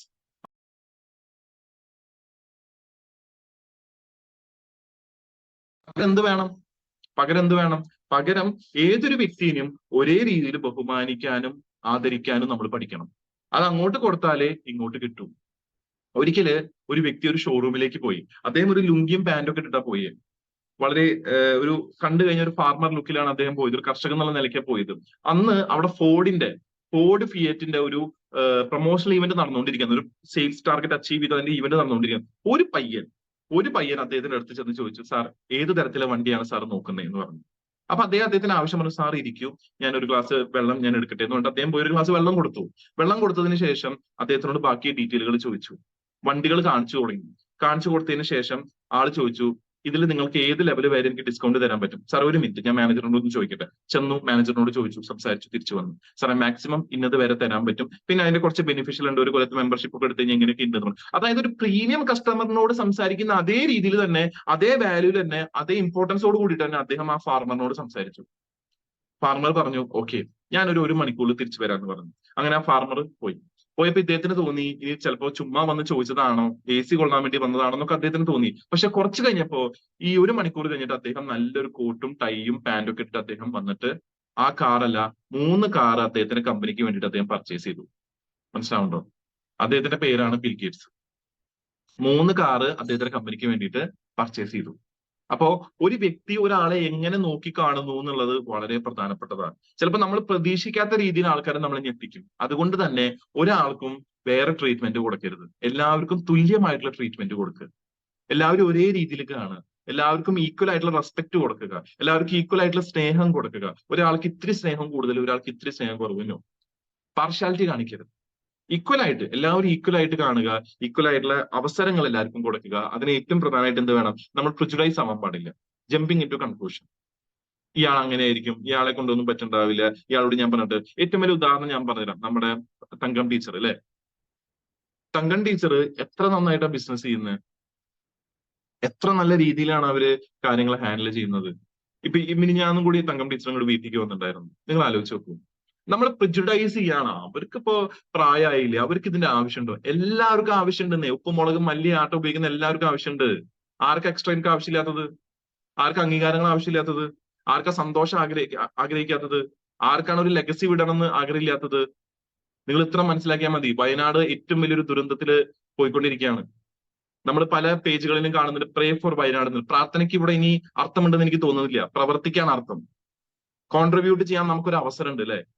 ആ വയനാട്ടിലുള്ള വ്യക്തികള് തലേന്ന് രാത്രി കടന്നുറങ്ങിയപ്പോൾ അവർ വിചാരിച്ചിട്ടുണ്ട് ഇത്രയും വലിയൊരു ഇഷ്യൂ അവരെ ബാധിക്കുന്നുള്ളത്, ഇത്രയും ഒരു പ്രതിസന്ധി അവരിലേക്ക് വരുന്നുള്ളത്. ഇനി ബാധിച്ചു, അതിൽ കുറച്ച് പേര് രക്ഷപ്പെട്ടു. നാളെ അവരുടെ അവസ്ഥ എന്താ? രക്ഷാപ്രവർത്തകർ പോവും, ഗവൺമെന്റ് കുറച്ച് കഴിയുമ്പോൾ ഫണ്ടുകൾ പാസ് ചെയ്തിട്ട് പോവും. നാളെ അവരെങ്ങനെ ജീവിക്കും? എങ്ങനെ അതിജീവിക്കും? അവരുടെ വരുമാനം എന്തായിരിക്കും? അവർക്ക് വരുമാനം ഇവിടുന്ന് വരും. ഇവിടെയാണ് ആർസിഎമ്മിന്റെ പ്രസക്തി. കാരണം എന്താ? നമുക്കിപ്പോ ചെയ്തതിനല്ല വരുമാനം, നമ്മൾ മുന്നേ ചെയ്തതിനുള്ളതിന് വരുമാനം വന്നുകൊണ്ടിരിക്കും. ആ റോയൽറ്റിയിലേക്ക് എത്താനുള്ള പരിശ്രമമാണ് നമ്മൾ ചെയ്യേണ്ടത്. കാരണം ആ റോയൽറ്റിക്ക് എത്തിക്കഴിഞ്ഞാൽ കുടുംബത്തിന് എന്ത് സംഭവിച്ചാലും, നമുക്ക് എന്ത് സംഭവിച്ചാലും, ഏത് പ്രതിസന്ധി വന്നാലും നമ്മുടെ അക്കൗണ്ടിലേക്ക് മുടങ്ങാതെ വരുമാനം വരും. ഇത്രയും വലിയ സെക്യൂരിറ്റി കൊടുക്കുന്ന ഒരു പ്രസ്ഥാനത്തിൽ നമുക്ക് വന്നിട്ട് നമുക്ക് വിജയിക്കാൻ സാധിച്ചിട്ടുണ്ടെങ്കിൽ ഞാൻ പറയുന്നത് അതിന്റെ പൂർണ്ണ ഉത്തരവാദിത്തം എടുക്കേണ്ടത് നമ്മളാണ്. കാരണം അവസരങ്ങൾ എല്ലാവർക്കും ഒരേപോലെയാണ്. എല്ലാ കാര്യങ്ങളിലും അവർക്ക് കിട്ടുന്ന അഡ്വാൻറ്റേജുകളും ട്രെയിനിങ്ങുകളും പ്രോഗ്രാമുകളും പ്രൊഡക്റ്റ് അവൈലബിലിറ്റി എല്ലാവർക്കും ഒരേപോലെയാണ്. പക്ഷെ വിജയിക്കുന്നില്ലെങ്കിൽ, വളരുന്നില്ലെങ്കിൽ, മൊമെന്റം ഇല്ലെങ്കിൽ അതിന്റെ ഉത്തരവാദിത്വം നമ്മൾ എടുക്കാൻ റെഡിയാവണം. കാരണം ഇതിനും വലിയൊരു സെക്യൂരിറ്റി ഇനി വരില്ല. ഇതിനും വലിയൊരു സെക്യൂരിറ്റി ഇനി വരില്ല. നിങ്ങൾ മനസ്സിലാക്കണം.